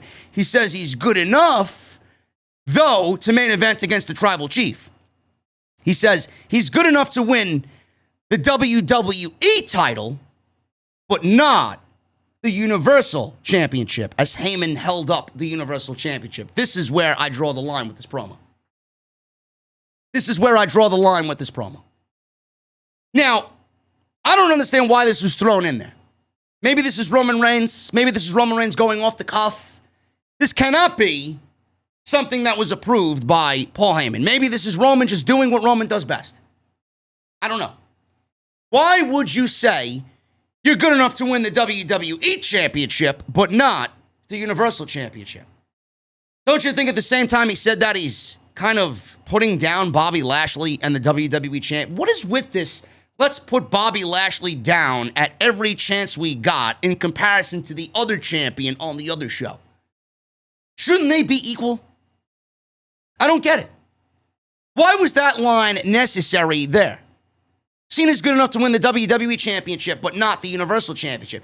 Do you realize that your WWE Champion is an unbeatable monster in Bobby Lashley who decimated Kofi Kingston in about 5 minutes and will do the same to Bill Goldberg if WWE is smart about it? Why are we doing this? You know, there's a clear difference between Roman Reigns and Bobby Lashley, and WWE wants you to know that. I don't know why these champions are not on an equal level. He's the champion on one show. Roman Reigns is the champion on the other. Why do we have to put down the other champion? Can't you leave the other champion alone to do shit that the other champion needs to do to build himself a monster fucking resume? I've never seen a company put down their champions as much as I see WWE putting down their champions. It's fucking ridiculous. Absolutely fucking ridiculous. Bobby Lashley wrestles every week on Monday Night Raw. He's been featured on matches more than Roman Reigns has been featured all fucking year on SmackDown. They've pinned him clean on Monday Night Raw. WWE wants you to know there's a clear difference between Bobby Lashley and Roman Reigns, and they're not afraid to admit that. Or maybe Roman Reigns just hates Monday Night Raw like we all fucking do, and he wanted a cheap shot at Monday Night Raw. Which at that point I wouldn't blame him, because the show sucks. So, after he said that, he said 20 plus years of missionary might have been good enough for him, but it wasn't good enough for Nikki Bella. I don't get why we need to bring John Cena's failed past relationships into a fucking feud that should be about Roman Reigns atop the throne, sitting at the head of the table, Roman Reigns defending the Universal Championship against John Cena, who's chasing number 17. Why are we making dick jokes? Why are we bringing up Nikki Bella? Why? This is where you lost me. This was forced, it was corny, and it wasn't taken serious at all. It's almost as if they're going tit for tat, as if they're battle rapping. Who can outdiss who? This is what you want for your Universal Championship match? I have a problem with that. I don't know how you guys feel, But I have a fucking problem with that. I don't know. I didn't like it. Then he says he's going to smash him, pack him up on a private jet, send him back to Hollywood. He told Tulsa that this might be the last time they ever get John Cena. So take us home, kid. Cena says he's a hypocrite for calling him out for dick jokes and bringing up the breakups he had. You haven't been embarrassed. You've been protected. He said, that's a pretty face. Those giant bars of soap you got for teeth. He says he was protected by the Shield. You almost ruined Seth Rollins. You ran Dean Ambrose out of WWE. He says he's had 10 years. 5 years, WrestleMania main event. Heyman in his corner. 2 lackeys to do his dirty work and the protection of the system. And it's still not working.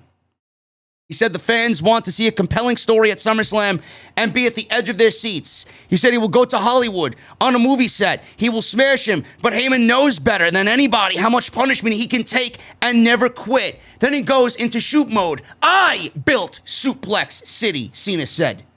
All I have to do is hang in there and get 1, 2, 3, and you, Roman, become the biggest failure in WWE history. He said Reigns has to shine and smash and bash and overachieve, or else he's an answer to a trivia question. He said Reigns is just about to show up all full of himself like he normally does, where all he has to do is hang in there and score 1, 2, 3. He said he will run out of the stadium and maybe even blow a kiss. Goodbye. Which was an obvious CM Punk reference that probably went over everybody's head because that's exactly what CM Punk did at Money in the Bank in Chicago when he beat John Cena for the WWE Championship. He sat on the barricade and blew John Cena a kiss. Goodbye. As he was a quote-unquote free agent. And the next thing we saw was Phil Brooks put the WWE Championship in his fucking refrigerator. So that was an obvious CM Punk reference that went over everybody's head. But I loved it. See, even John Cena knows that CM Punk's going to be back on television. Why bring up Punk? But I know why he brought up Punk. It's not because of AEW reasons, but, you know, when John Cena's career is over with, the 2 greatest feuds that John Cena will be known for are his feuds with Edge and his feud with Punk. So, Punk has a rich history with John Cena. He said it's inevitable and no one can protect him anymore. He said at SummerSlam, the champ is gone. 1, 2, 3 is all I need. You know, I felt this was very forced by both Reigns and John Cena. I thought it was corny. I didn't think they took it serious at all. I don't want to see John Cena smiling as he's cutting a promo to Roman Reigns. Roman Reigns and his delivery is always great. He's turned into one hell of a promo. But I've seen so much better from John Cena. In fact, I'm going to make a very bold statement here. Roman Reigns was not anywhere close to being as good as he was when they first met. If you guys remember, they wrestled at No Mercy. That was the same card that had Braun Strowman versus Brock Lesnar. It was No Mercy. I don't remember the year. But they did meet in the ring at No Mercy several years ago. And John Cena cut such a great promo on Roman Reigns that it left Roman Reigns absolutely fucking speechless and just completely void of any type of comeback whatsoever. Now, Roman was never going to be able to verbally joust with John Cena then. He was never going to be able to stand toe-to-toe with John Cena in that year, in that moment. But that's the John Cena we need to see here. And we're not seeing that John Cena at all. We're not seeing Roman Reigns the way he should be in this feud. All I see in this, thank you, Majin, 2017. Thank you, Seth and Justin and everybody else in the chat, 2017. I get it. Thank you. I don't get WWE is taking this serious at all. What I get from this is WWE booking SummerSlam with Roman Reigns and John Cena in the main event for the Universal Championship, a sold-out Allegiant Stadium already before this match was even confirmed and announced. And WWE is taking this shit for fucking granted. That's what I see. And I don't like that, and I don't appreciate it, because how long do you have John Cena back in the WWE? Rumors are saying that he's going to be staying with the WWE for an extra month or two after his match with Reigns is up. Now, I don't know what he does. Does he wrestle Finn Balor, and Finn Balor gets to beat John Cena? Finn Balor gets to be put over? Because I know they'll be rolling into Madison Square Garden on September 10th. Are we going to get Finn Balor versus John Cena? Is John Cena going to put over Finn Balor, and then Finn Balor gets the title shot against Roman Reigns at the September pay-per-view, which I believe is Extreme Rules? Are we getting that? Why do we need John Cena to put over Finn Balor? Finn Balor is already over. And WWE, I mean, what good is Finn Balor being put over when WWE is never going to be consistent with keeping Finn Balor strong? That's what I don't get. So why waste your time? But WWE's taking this shit for granted, man. They're booking this as if, well, we got Reigns, and we have Cena, and it's a big match, and we got a sold-out crowd, so we don't need to go and give these guys storytelling. We don't need to give them a build. It's Roman Reigns and John Cena. Ha, ha, ha, ha. They're laughing all the way to the fucking bank, man. Effortless is WWE. They're taking this and thinking, well, we got these two mega guys in the main event. We don't got to do anything. It's John Cena and Roman Reigns. It sells itself. Fuck that. Fuck that. The only time I felt intrigued about this entire face-to-face was when John Cena said the last couple of lines in this fucking promo. That's it. Outside that, I was let down. Outside that, it could have been better. It needs to be better. I'm sorry. This did not hit like I expected it to. Apollo Crews versus Shinsuke Nakamura. This was for the Intercontinental Championship. This was a great match, man. It was a very good TV match. I thought they had great chemistry here. I've been very disappointed with the build for Apollo Crews as he's been carrying around that Intercontinental Championship and hasn't done much with it at all. He has had a failed run as Intercontinental Champion, man. WWE did absolutely him no favors whatsoever. They did Apollo absolutely no favors in this entire IC title run. I don't even know if they want to do anything with the IC title at SummerSlam. I mean, this could have been a great moment, longer match at SummerSlam in front of 50,000 people for Nakamura to get the crowning moment just a week from now. Why do the title change? Why? He was due a match with Apollo anyway. He pinned him 2 weeks ago in a six-man tag. He got fucked last week because Aziz interfered. Why not wait till SummerSlam? Don't you think this would have been over in front of 50,000 people and Nakamura could have got that big reaction winning the IC title? No, you had to do it in Tulsa, Oklahoma, right? I don't get it. So what's the IC title match going to be at SummerSlam? There's really nobody else. Cesaro's been off television. Sami Zayn's been off television. Kevin Owens is fucking mixing up with Baron Corbin. Who is going to wrestle for the Intercontinental Championship at SummerSlam? It's more than likely going to be Shinsuke Nakamura versus Apollo Crews in a fucking rematch. So I don't know why you needed to book this match tonight when more than likely we're going to see it in a week. Next week. Unbelievable. Unbelievable. So Aziz, he stepped onto the ring apron. He got kicked out. Before that, Boogs got up on the ring apron and started playing guitar, shredding on his guitar. He got kicked out. So both corner guys got kicked out. So Boogs and Aziz are now gone. Crews was distracted. Nakamura was being beaten down. He started to come back with some rallied offense. And he got a clean win off of a Kinshasa. And he is the new Intercontinental Champion. And I thought it was a very good TV match. Like I said, I thought they had very good chemistry. The entirety of Apollo's run has been fucking awful. It really has been. I don't know why they did this here. I really don't. But I'm not WWE creative. I'm not. I just don't get the decisions that they make. I really don't get it. Now, I will say this. Nakamura is mega over with the crowd, man. Ever since he went back to being a babyface, he has really turned it up. His popularity never went away. Everybody wanted to cheer him. The babyface theme that he was given when he was in NXT is still around. People still love it. They still sing along with it. Boogs being added to the act has given him a new lease on life. It's almost kind of refreshed Nakamura in a sense. I don't know why they're paired together. Maybe WWE doesn't even know why they're paired together. We haven't gotten an explanation as to why they came together. It's like 3 months now. No explanation at all. But I love it. I love Boogs. I love him with Nakamura. It works. It's a sense of different. And it almost humanizes Nakamura to a point where, you know what? He's a big fucking deal. And he looks cool because Boogs is fucking shredding that metal guitar, right? But I don't know creatively, man. I don't know what they did here. I really don't. This is going to happen at SummerSlam, so I don't know why you didn't do this at SummerSlam. That's my only takeaway from this.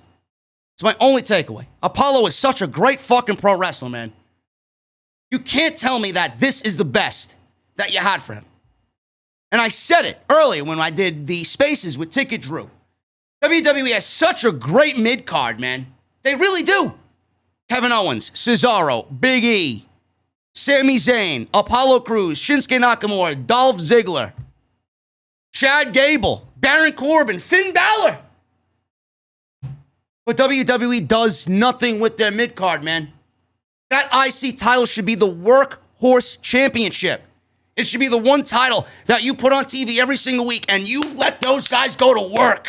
You let the people vying for that championship go to work. Apollo Crews went to work to be a fucking loser every single week. What a shame. A fucking shame, man. Kayla Braxton was backstage. She interviewed the Prophets. Montez Ford talked about Otis injuring him weeks ago. Ford admitted that it was so much pain, he couldn't even laugh. Angelo Dawkins added that Ford is like family to him, and they promised to get revenge against Chad Gable and Otis. This match barely went 2 minutes. Chad Gable and Otis lose to the Street Profits. Not a lot of time at all. Don't know why. Seems like a blow-off to me. Who gives a fuck after the Profits came back and beat the team that put them out for a month? Who wants to see it again? You already accomplished what this feud and this battle between these two teams was leading to anyway. And that was the Profits getting a win over Chad Gable and Otis. So what's the point now? Who wants to see another match? I don't. This was fucking lame. Fucking lame. Ford sent Gable into the corner. He tagged in Otis. Otis caught Ford and slammed him down. Dawkins took advantage. Otis beat him down. Otis beat down Dawkins, backed him into the corner, hit the big stinger splash at Otis, gave Gable a high five. The referee considered that a tag. Demanded Gable to get into the ring. Dawkins then pushed Gable into Otis, knocked him off the apron. Ford hit a huge dive over the top rope onto Otis, took him out. Dawkins in the ring with Gable. Pop-up neck breaker. 1, 2, 3. And that was it. That was it. WWE dropped the ball creatively on not only the Profits, but Otis and Gable. Otis and Gable were gaining so much momentum by building Otis as a fucking monster, being led by Chad Gable. They go to Rolling Loud. They lose. They go into this match, lose in 2 minutes. Man, WWE knows how to kill fucking momentum. What I would have done, and this is just me speaking from fucking knowledge, because clearly nobody in creative in WWE has any intelligence whatsoever. The Usos should have never won the tag team championships at Money in the Bank. Never. Don't know why they had to be rewarded for Jimmy Uso being a fucking alcoholic. Number one. Number two, Otis and Gable were hot. Otis and Gable were feuding with the Mysterios for a little bit. Why couldn't you have Otis and Gable win a tag team title to reward them for the fucking hard work that they did to get their gimmick and their characters and their team over? So Otis and Gable should have beaten the Mysterios. Then, you had a built-in storyline. Otis and Gable put out the Street Profits. Otis and Gable could lose the titles to the Street Profits at SummerSlam. There you go. Street Profits would regain the tag team championships. Then the Street Profits can go and wrestle the Usos for the tag team championships. And then you can introduce Naomi and Bianca at that point. We could get a little Bianca versus Naomi action. We could get a little Usos and Naomi versus Bianca and the Profits action. No, but WWE doesn't think long term. They want to book with their fucking dick and give you the worst fucking option. They want to rush through everything. I don't understand this. So the Usos are tag team champions. They're doing nothing with those titles. We still may end up getting the Usos versus the Profits because that's the money match. But I mean, you're leaving Otis and Gable out in the fucking cold. Why? This is why nobody gets over. This is why nobody gives a fuck about anything that's happening on TV. WWE doesn't care. Why should I? Why do I have to sit here for free every single week and book your fucking show better than the people actually writing this shit in some fucking cubicle in Stamford, Connecticut? You fucking suck at your job. Fucking bullshit. Seth Rollins. Seth Rollins had a very good promo against Edge. Edge was not in the building, not at the show tonight. Seth made his entrance, which, by the way, Beth wasn't on NXT Tuesday night, so I don't know what's going on there. Ember Moon was also not on NXT when she was scheduled to have a match against Saray. So I don't know what's going on there. Or Dakota Kai, I believe it was. I don't fucking know who it was. Maybe it was Dakota Kai. I don't know. But Beth Phoenix wasn't on NXT. So I don't know what's going on there. I don't want to speculate. But Edge was not on the show tonight, which I'm assuming is the same reason why Beth Phoenix wasn't on NXT. So we'll see what happens. So Seth made his way. I got to say, Seth Rollins' theme music is fucking terrible. Seth Rollins' theme song is awful. I wish that they would go back to what they originally had him coming out to. And that is the original Seth Rollins theme. This shit sucks. All these Def Rebel theme songs suck. So Seth made his entrance, says he wants to talk to the fans. He didn't want to break it to the fans, but his source tells him that Edge will not be here in Tulsa, Oklahoma. He said they have the next best thing in Tulsa, and that is Seth, which they know now as Edge Light, because Edge said that last week. He laughed. He said in reality, Edge is mad because he's had the slightly better career than Edge, which is laughable. He has verifiable proof of this. He says he put together a career retrospective of himself and Edge to show you the truth. So we got a very biased narrated video of Seth Rollins framing Seth as the better guy over Edge, and the promo package put Edge down. It started off saying Edge has a Hall of Fame career, but then Seth arrived and reached even greater heights than Edge, which we all know is not fucking true. Seth Rollins has not achieved the heights of what he did early in his run. I think Seth has been dead since, 2017? Seth Rollins has had a shit run as WWE champion. Seth Rollins has had a shit run as a babyface.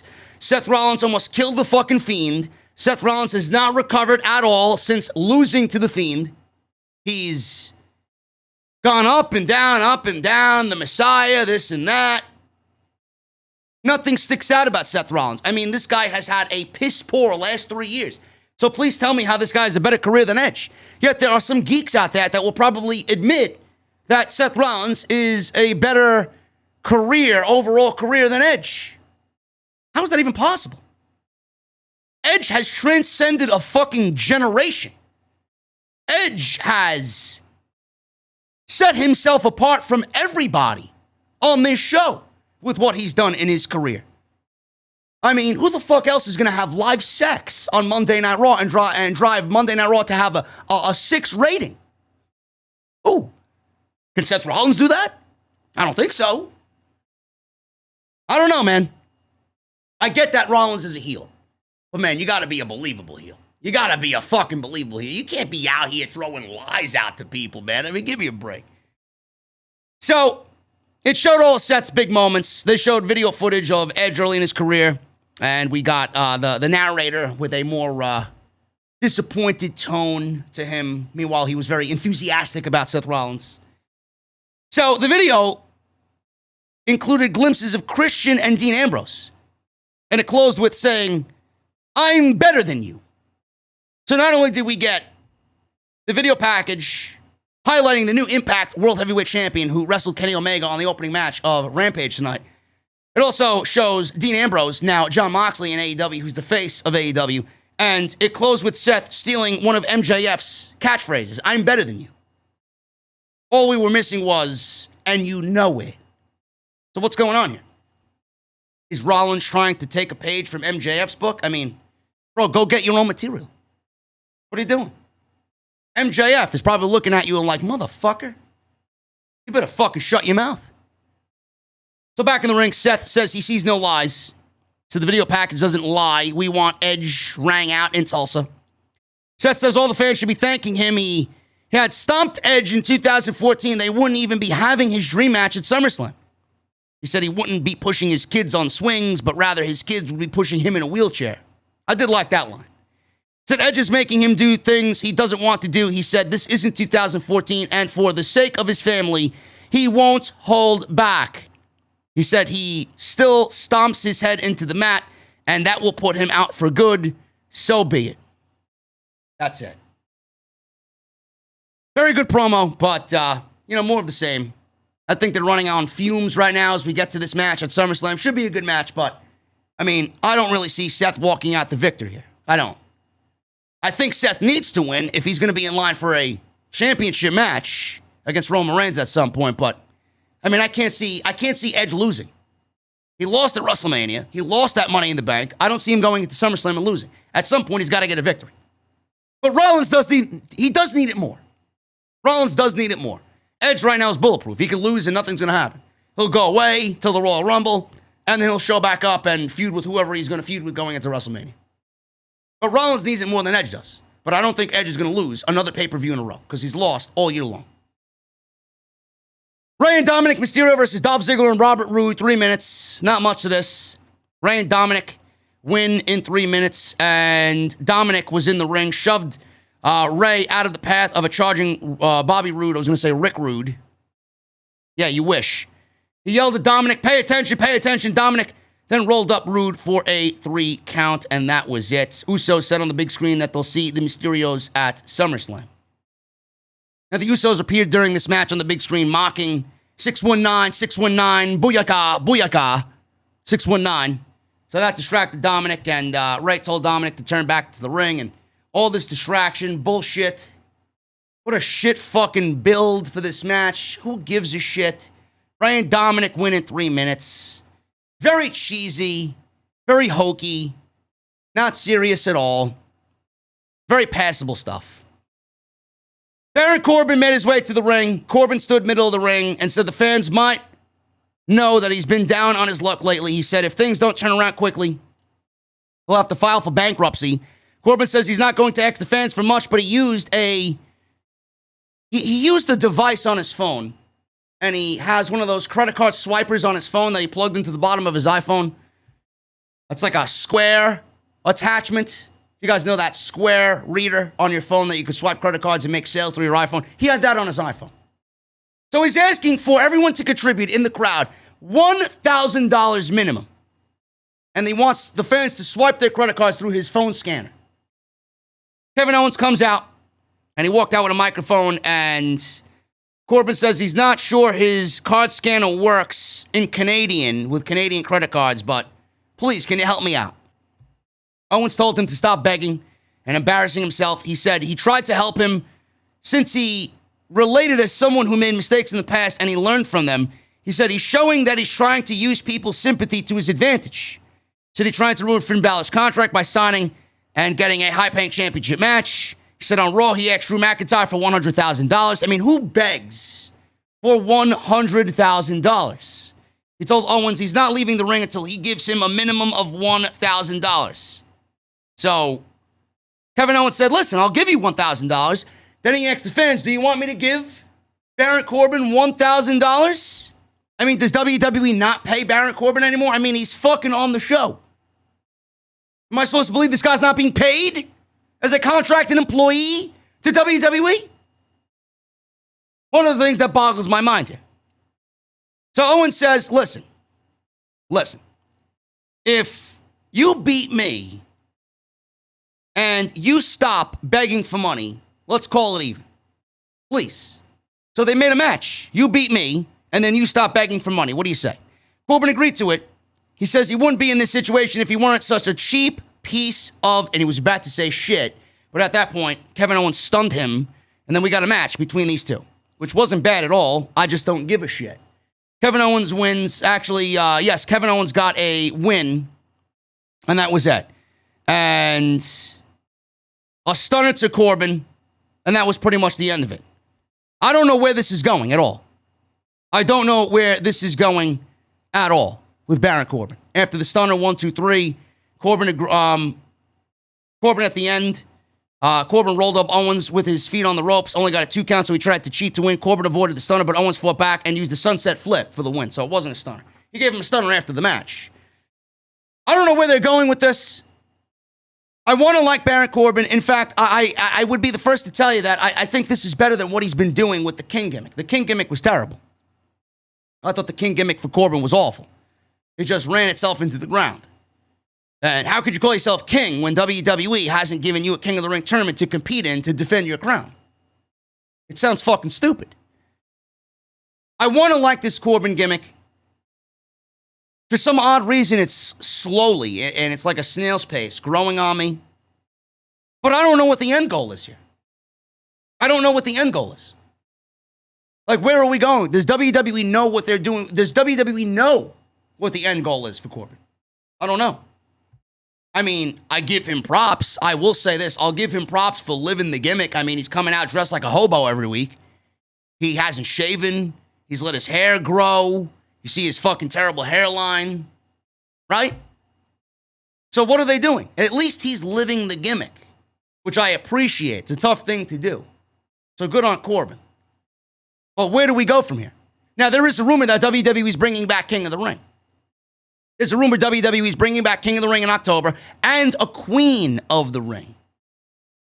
So the finals reportedly are taking place in Saudi Arabia on October 21. Does Corbin enter the King of the Ring and get his crown back and he gets all the money? Is this where they're leading? Does Corbin go through all these fall months, through the end of the summer into the fall, go to King of the Ring, win the King of the Ring for a second year in a row, or second time in a row, I should say. We haven't had a King of the Ring tournament since 2019. And does he get back on the right track by gaining back his King Corbin gimmick? I don't get it. What else could this possibly be leading to? I don't necessarily want to see Baron Corbin win another King of the Ring. But what else could WWE be doing for this gimmick? I don't know. After the match, Kayla Braxton interviewed Baron Corbin in the back. Baron Corbin was so distraught, and Kayla interviewed Corbin asking, "What now?" So he looked at something in the distance. Something caught his attention, Baron Corbin.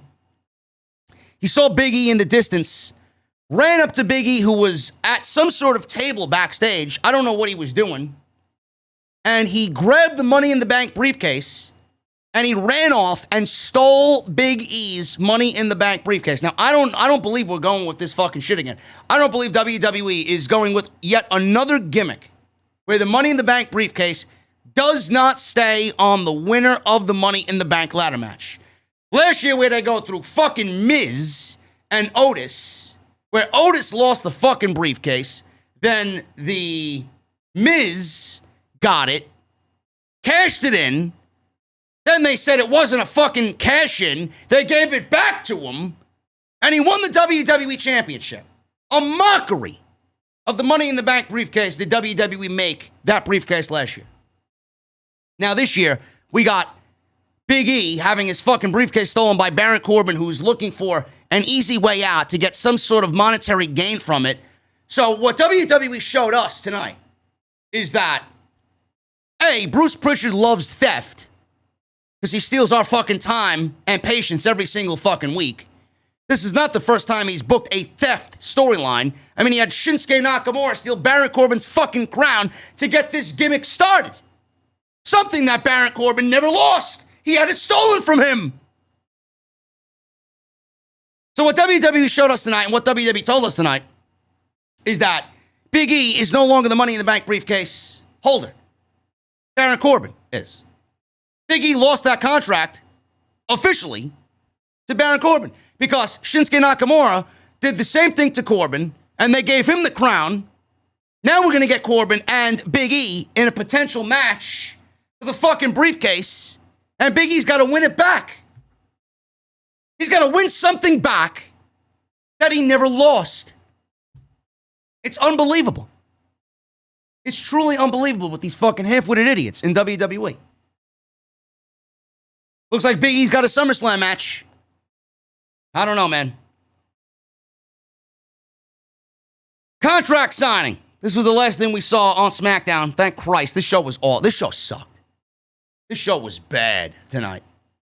Just like it was last week. Sonya Deville was in the middle of the ring. She talked up about Bianca and Sasha at WrestleMania. Sasha made her entrance. She looked amazing tonight. Bianca Belair came out, and they sat on a table opposite each other with Sonya Deville monitoring the whole thing. So Belair asked if she's ready or if she's going to run away again, or should she turn her back so she can backstab her again. So she said she's still jealous and petty. Belair said she should have known that you would have stabbed me in the back. She said all you had to do was just ask if you wanted a title rematch coming out of WrestleMania. Sasha said at WrestleMania she sent her away for months with a scar from her stank braid. So I guess WWE is going with the reason why Sasha was out for all those months was because of a hair-braided whip from Bianca Belair, which is ludicrous to even think about, but here we are. WWE and the geeks that watch this show are going to believe that Sasha was out because of Belair whipping her at WrestleMania and leaving a noticeable gash on her body. So Sasha said to Belair, "Get real, bitch." And I'm like, ooh. Sasha's feisty tonight. So they yelled back and forth. Sonya yelled for both of them to stop. She said these contract signings have gone haywire lately. They need to make this official now. So Sasha teased signing it, then pulled the pen away, and she called for witnesses to come out and watch her sign this contract. So out comes Carmella, and out comes Zelina Vega. Sasha then says, "You didn't see that coming now, did you, rookie?" She said she's always 2 steps ahead of her. Belair signed the contract while half watching the 3 women. Once signed, she threw the contract at Sasha and attacked all 3 women. She flip-dove over the desk, which looked like a mini botch, and beat Sasha down. She tried to fend off Carmella. She tried to fend off Zelina Vega. And Sasha eventually took over, and the other 2 women joined in on a 3-on-1 beatdown. Sasha bashed her head into the table, and then eventually Sasha took the SmackDown title, stood on top of the table above Bianca Belair, who was laying face down on the table, and kind of showed off to the crowd. Then she put Belair's braid in Belair's mouth and pulled back on the bank statement as the show went off the air. It was fine for what it was. I thought Sasha looked great. I thought Sasha's attack on Bianca was very intense. I like the ferocity of it. I don't like that.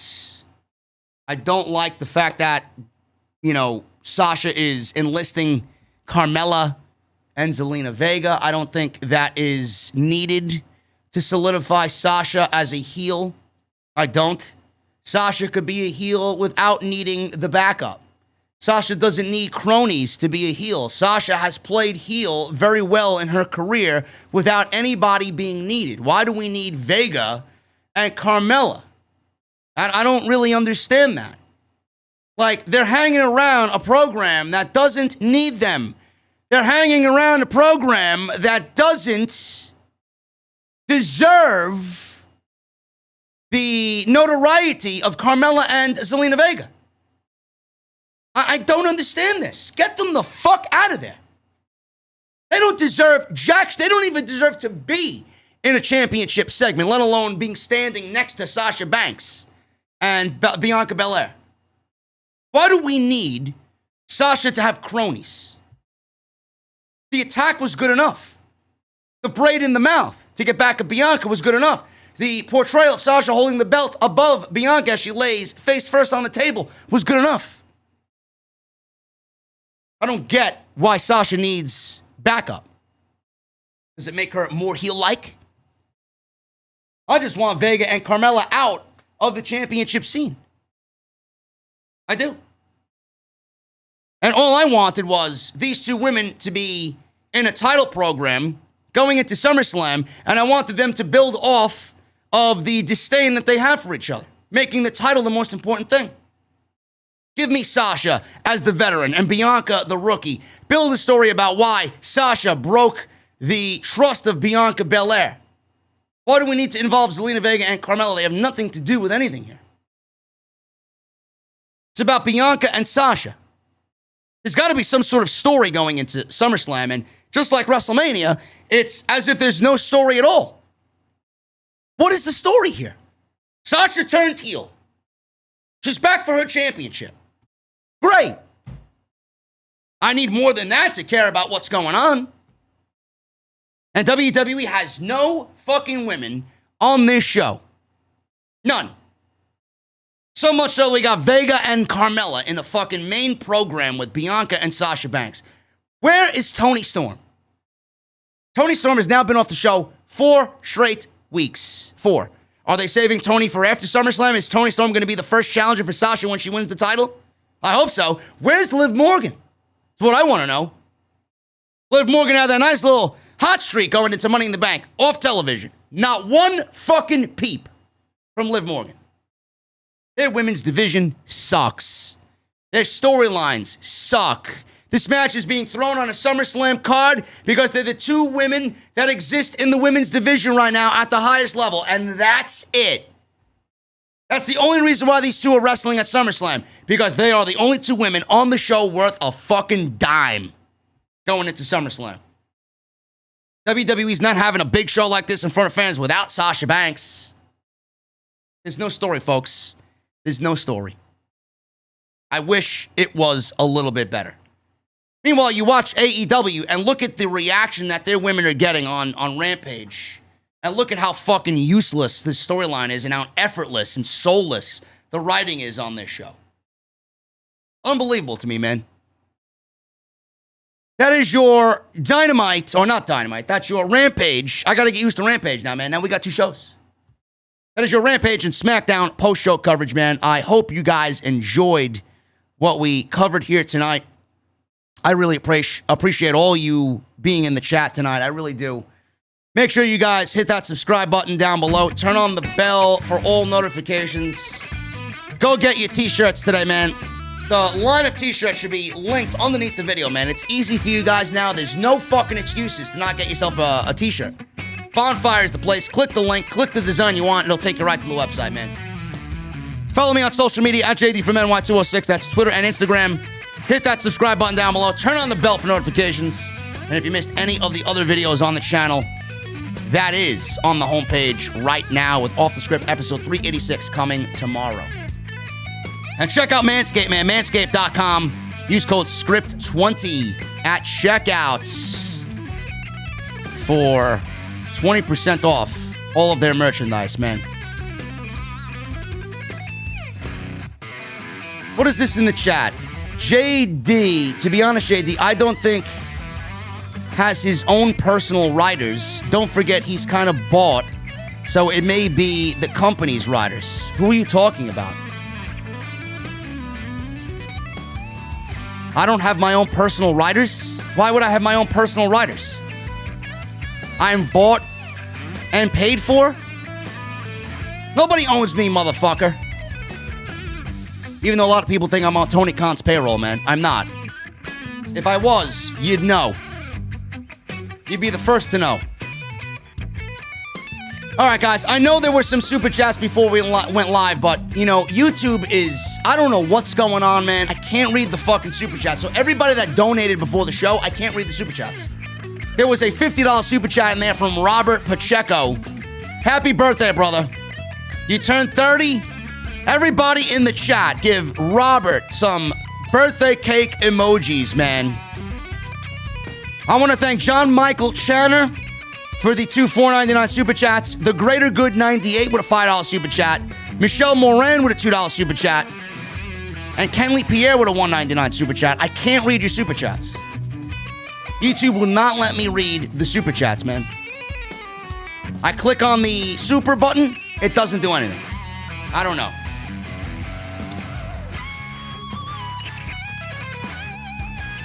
Surfer Dave Media becomes a new member of the OTS venue, bro. What are you drinking, man?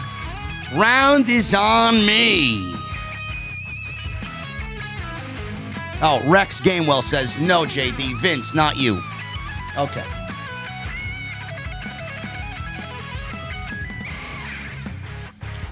Drizzy Drew with a $4.99 super chat.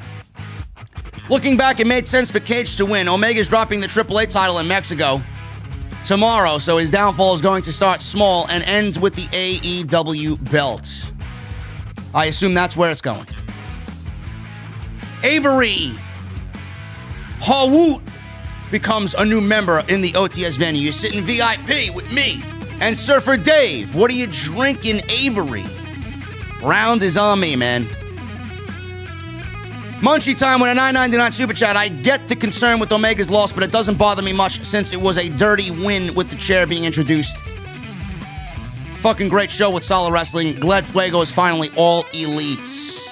Thank you, Munchie Time. Yeah, I'm not going to make a big deal out of it. I just don't really... I don't think Omega should have lost. I think he should have lost the AEW title first before everything else.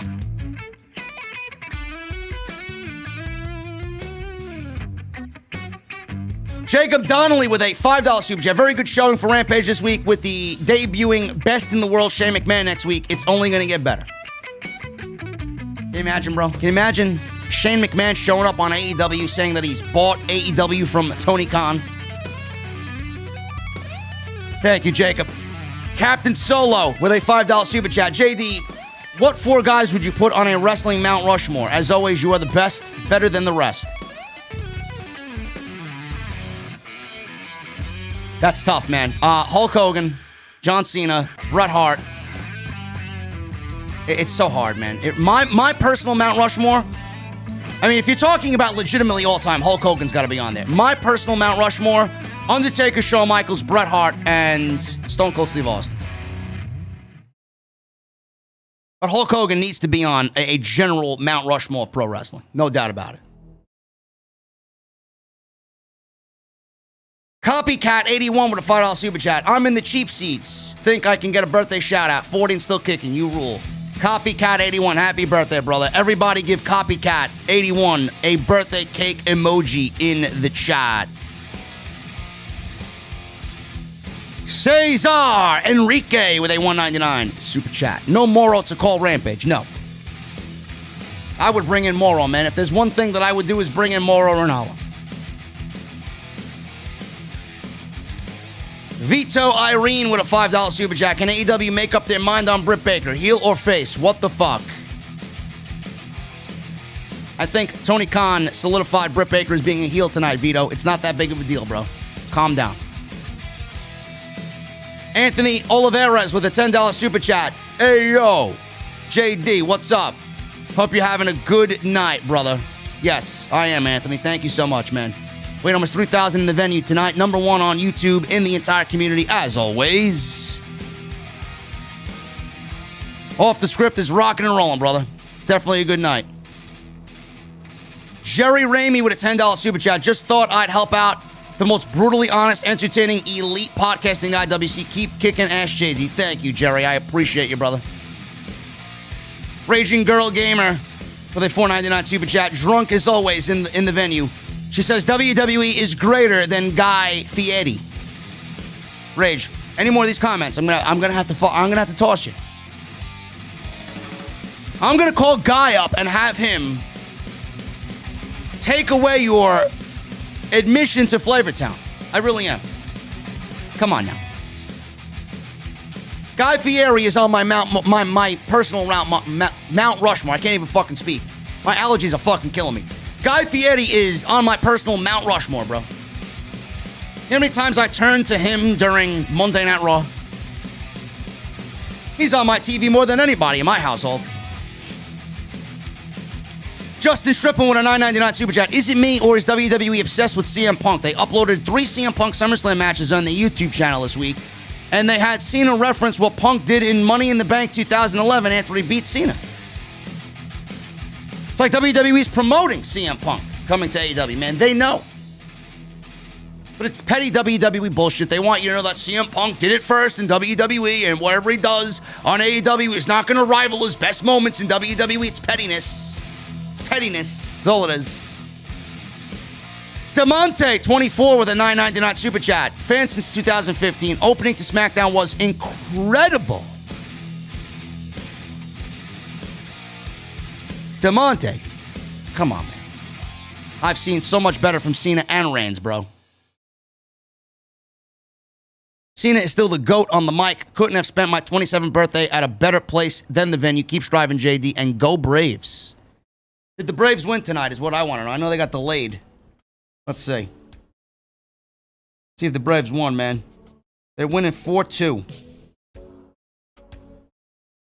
Man, they need a fucking closer, man. Will Smith is fucking garbage. They got 2 men on with 2 out, and it's a 2-2 count. And they won the game. There you go. Braves win 4-2. Thank you, DeMonte. Jose Gomez with a $2 super chat. Cena destroyed Roman on the mic. End of discussion. I would say Cena won that battle, yes. Montreal Rather with a $2 super chat. Who's Vince going to blame now that Rampage is here? Nobody. He can't blame Triple H anymore. Vince has nobody else to blame. Vince only has himself to blame now. Jesse in the chat says WWE blocked comments on all of their CM Punk videos. Somebody go back up Jesse's claim, man. I know he showed me something where the comments were off. Jesse, are they still off on the recent videos the last 3 days? Petty. Petty. Cult 45. $5 super chat. JD is all elite. Have a beer, bro. Rampage was what wrestling is all about. Indeed, man. Thank you so much, brother. Lance Lewis with a $2 super chat. Obsessed with Rampage, man. Watching it again later. It's a great show tonight, Lance. And history is being made next week. DX for Life with an Australia $5 super chat. I reckon Andrade beats Omega for the AAA title. And Omega holds on for dear life to the AEW title till Full Gear when Hangman finally gets over the hump. Bro, I'm not even waiting till Full Gear. I'm doing it at Arthur Ashe Stadium in New York City.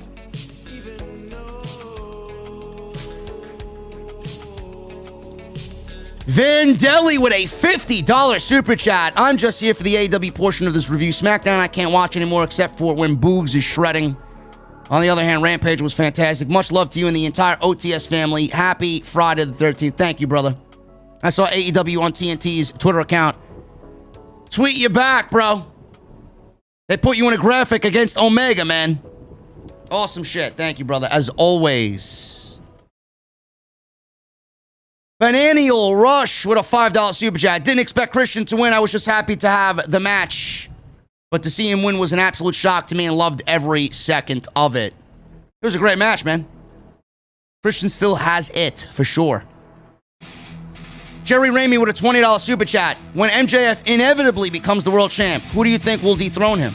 Paige, Darby, Jungle Boy. Love you, brother. Keep kicking ass. Bro, listen, you know, I don't know who it may be. It could be Darby. It could be Jungle Boy. I'm going to say CM Punk, bro. I think when we get MJF as world champion, we get a CM Punk versus MJF title feud. Can you imagine the fucking promos between those two back and forth, man? Holy shit.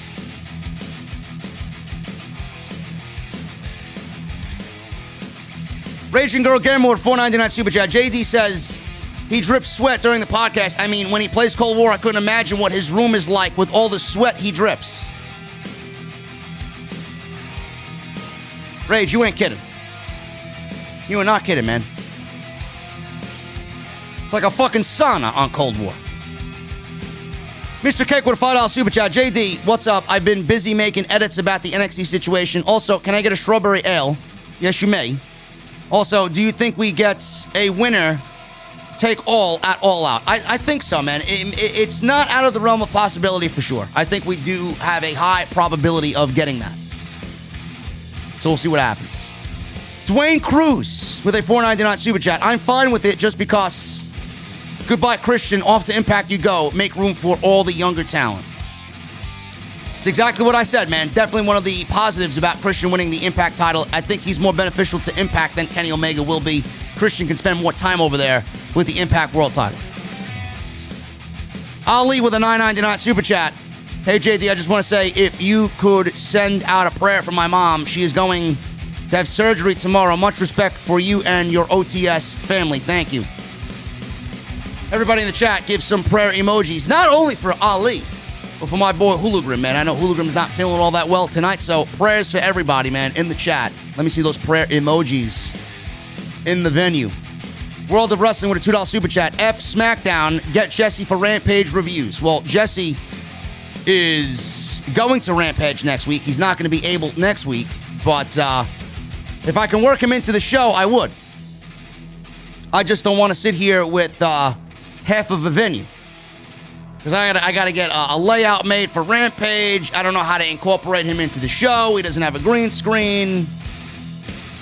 I think we'll keep Jesse on Wednesdays, man. Jesse and I do Wednesdays. I'll do Friday solo.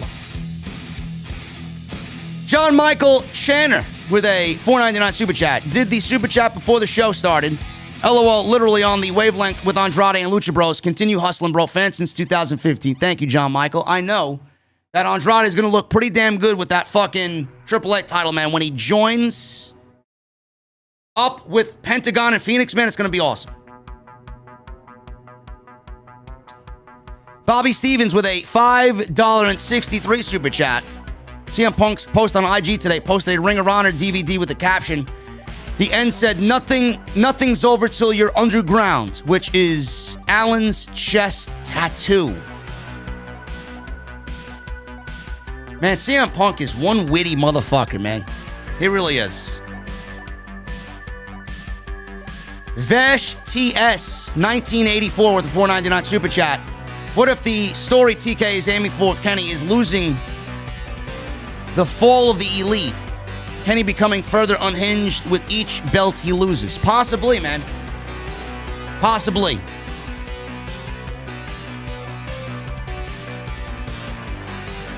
Like I said, I trust Tony Khan and his creative process, man. He's rarely fucked up on anything. Yo, my boy Pete's in the chat. What's up, brother? Hydro44 in the chat, man. Chris with a $9.99 super chat. What's up, JD and the OTS family? Today's my 29th birthday. Blessed to see another year. My drink of choice tonight is peanut butter whiskey. Proud to celebrate it here at the OTS venue with you, JD. Thank you, Chris. Everybody in the chat, man. Everybody in the venue. $9.99 super chat by Chris. Give him a birthday cake emoji, man. Lots of birthdays in the OTS family today, man. Ray G with 1,000 yen super chat. Totally agree about Kenny losing a bad decision.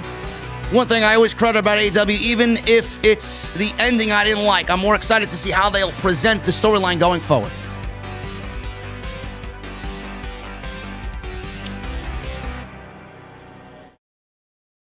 Pete, you didn't have to, man, with the $4.99 super chat. Love you, brother. Thank you so much, bro. Damian Cole with a $10 super chat. Late to the show tonight, just became a listener in the last 2 months to your channel. Love the work. Please keep it up. You are the AEW podcast of the WWE podcast of YouTube. AEW, AEW, AEW. Thank you, brother. I take great pride in being the #1 AEW podcast on YouTube, bro.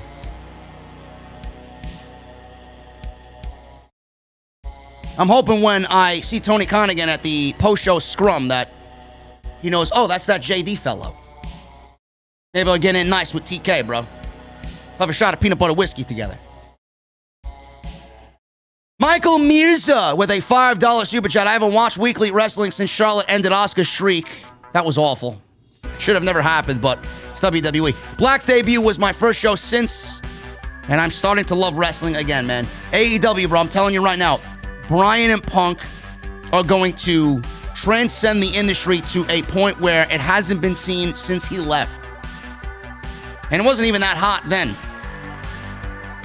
AEW is going to be rivaling Raw in the ratings, man, sooner rather than later. Watch. It's going to happen. TA in the chat, I see you, brother. These synthwave tracks are bangers, man. It's all Carl Casey, brother.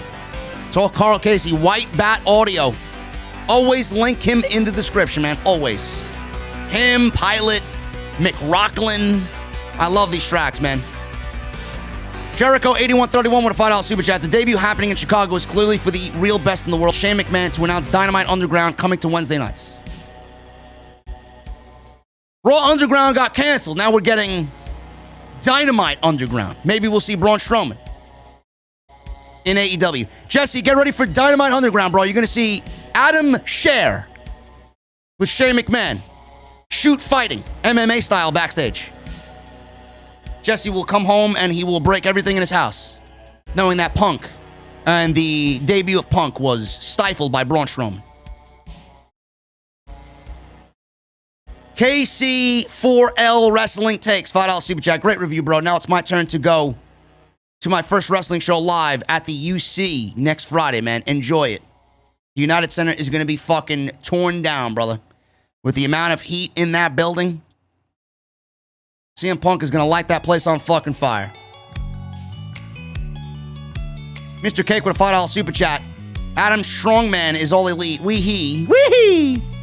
Apparently, Braun is trying to get rid of the negativity in his life, so good for him. Braun himself is a negative entity, period. I don't want him anywhere near AEW. Bananial Rush with a $5 super chat. If Braun goes to AEW, the only way to use him effectively is, I think, to make him CM Punk's bodyguard. Bro, CM Punk doesn't need a fucking bodyguard.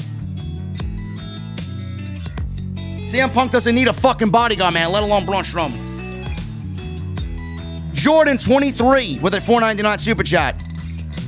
I just got in here at 12:30 Eastern. I had to work and had to watch Rampage to catch up. Man, am I excited, JD. AEW's going up. I'm here for it. Love to see it. So hopefully you enjoyed the show, man. Hopefully you enjoyed the show. Freebird with a $4.99 super chat. Rampage was amazing. Love you, JD. Any tips for YouTube? Be yourself, Freebird. If you go into it expecting to make money, you're going to fail immediately. Get yourself a decent camera. Get yourself a nice microphone. Get familiar with OBS. Good thumbnails. I recommend Canva. I've given Sal Rex a break from doing the thumbnails, man. I don't want him stressing about thumbnails when he's got his own problem going on. So I do what I can. I do what I can on Canva. There's a free site and a pay site. I use the pay site. A lot more going on there. Be yourself. Be invested in what you're doing. Be enthusiastic, and people will come and watch, man. Slow and steady wins the race. God Tongue with a $2 super chat. Triple Mania is tomorrow, and I think Kenny loses. I'm with you, bro. Andrade's the new AAA champion. Montreal Rather with a $5 super chat.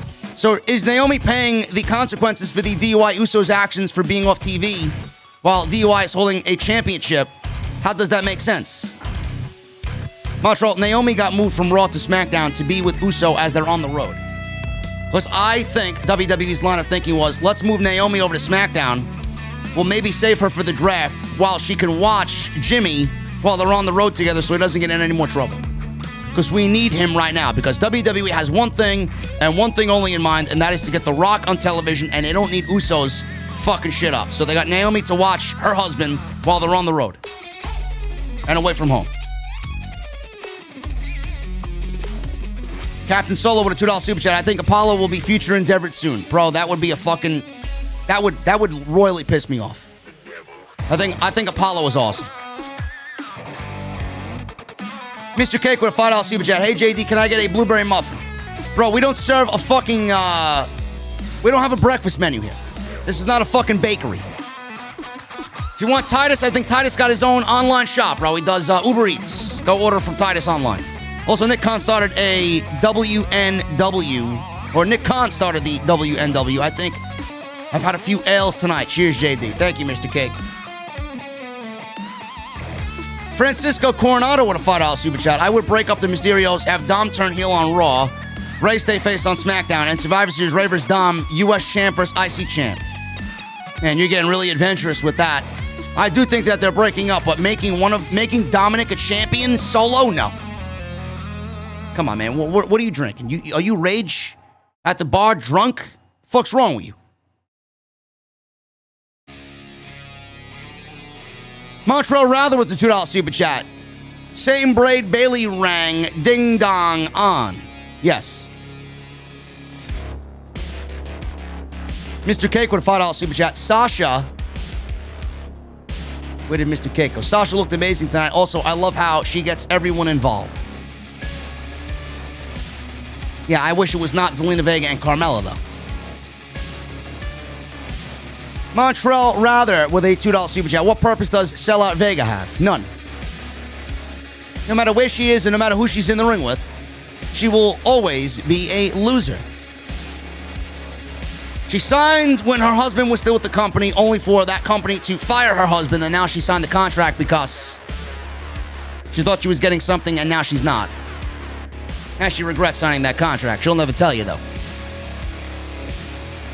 You know, Music of Destruction, listen, brother, I see your message, man. I gotta read you out loud because you're leaving a comment of the night. I love your brutal honesty and your blatant refusal to cater to anyone's sensibilities or their expectations. I am the same fucking way on my channel.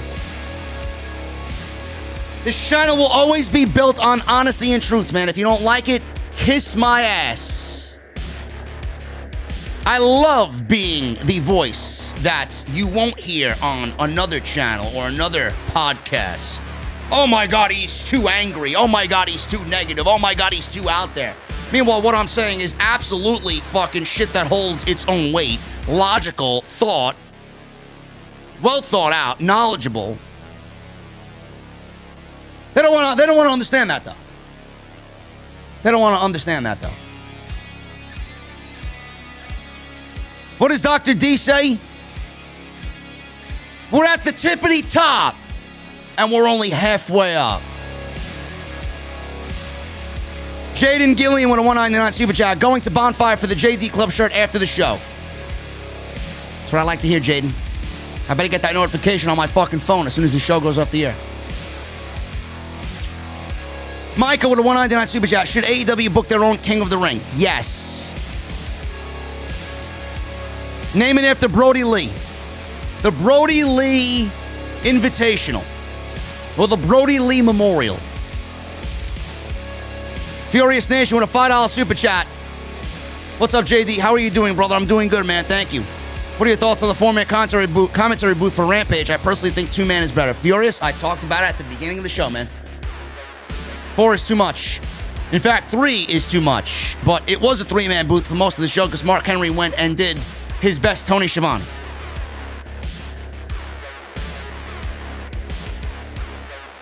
John Michael with a $1.99 super chat. Malachi versus Miro, both dominant. Earlier super chat.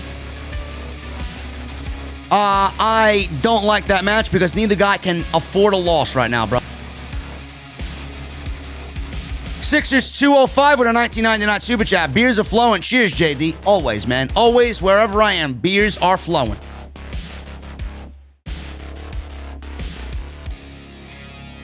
They trademarked the King of Hearts.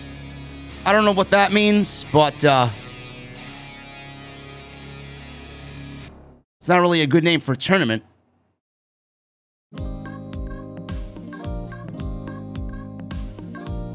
The Assassin RKO, what's going on, JD? I'm from New York, so great to see a fellow New Yorker doing his thing. I know you're an AEW fan, but Christian beating Kenny was trash.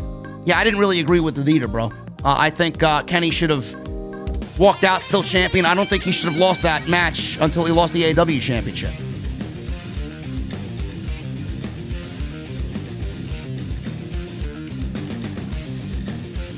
Indigo with a...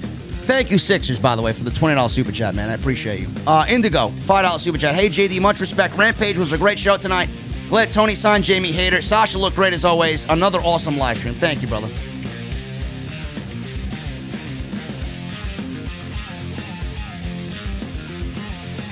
Mr. Cake with a $2 super chat. No, if anyone is beating MJF, it's Sammy G. I could see that being a feud.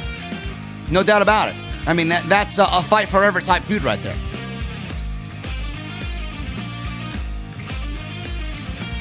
The NYC Demon Diva, Issa, is in the chat. My head bartender, Issa. Cena said Roman ran Ambrose out of WWE, so I say thank you, Roman, because that's the best thing that could have happened to Moxley. Absolutely. Absolutely. And hopefully your Roman is doing very well. The real head of the table, the real tribal chief. Thank you, Issa.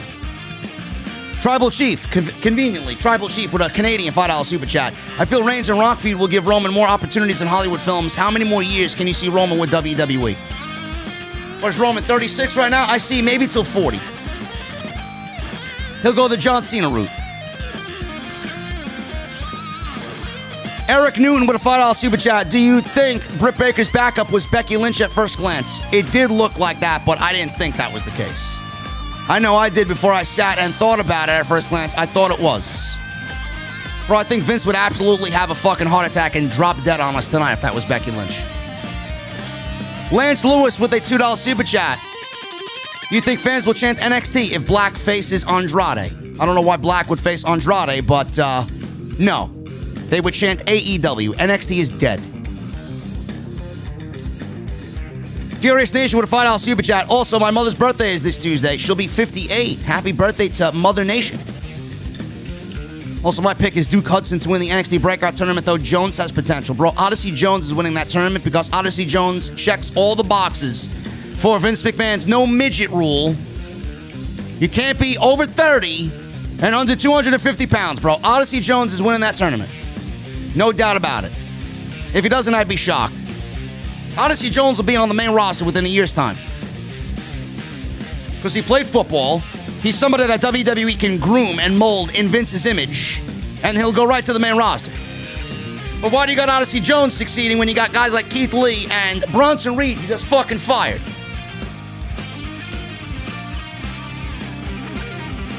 Kayfabe Connection with a $4.99 super chat. I will be at the United Center Friday and then back to Chicago for All Out. I got top shelf drinks with your name on it before the pay-per-view, JD. Thank you, brother. Good thing I'm not doing the review that night, man. I'm waiting until the next day. Furious Nation with a $5 super chat. Your boy Boogs is awesome, in my opinion. Glad he's with Shinsuke because he's giving him life. Also, Pat McAfee is greater than Jimmy Smith. Absolutely, Mr. Nation.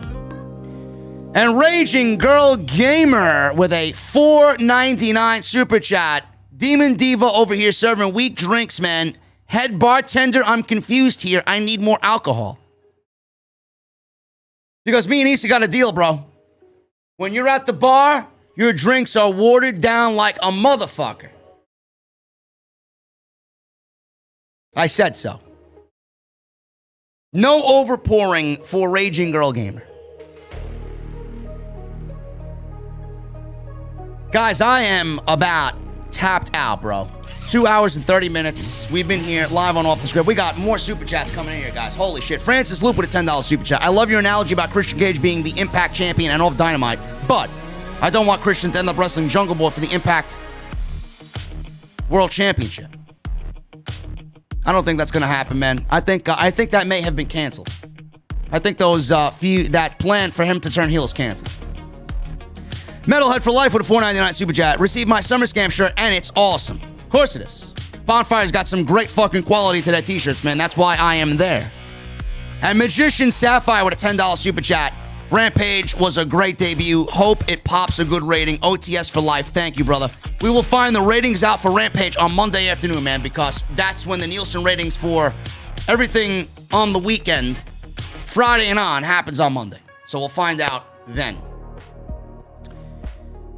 Thank you guys so very much, man. Thank you for the super chats. Thank you for 1,500 likes inside the venue tonight. Thank you for almost 3,000 tonight live for SmackDown and Rampage, man. Number one in the community. Off the Script is on fire.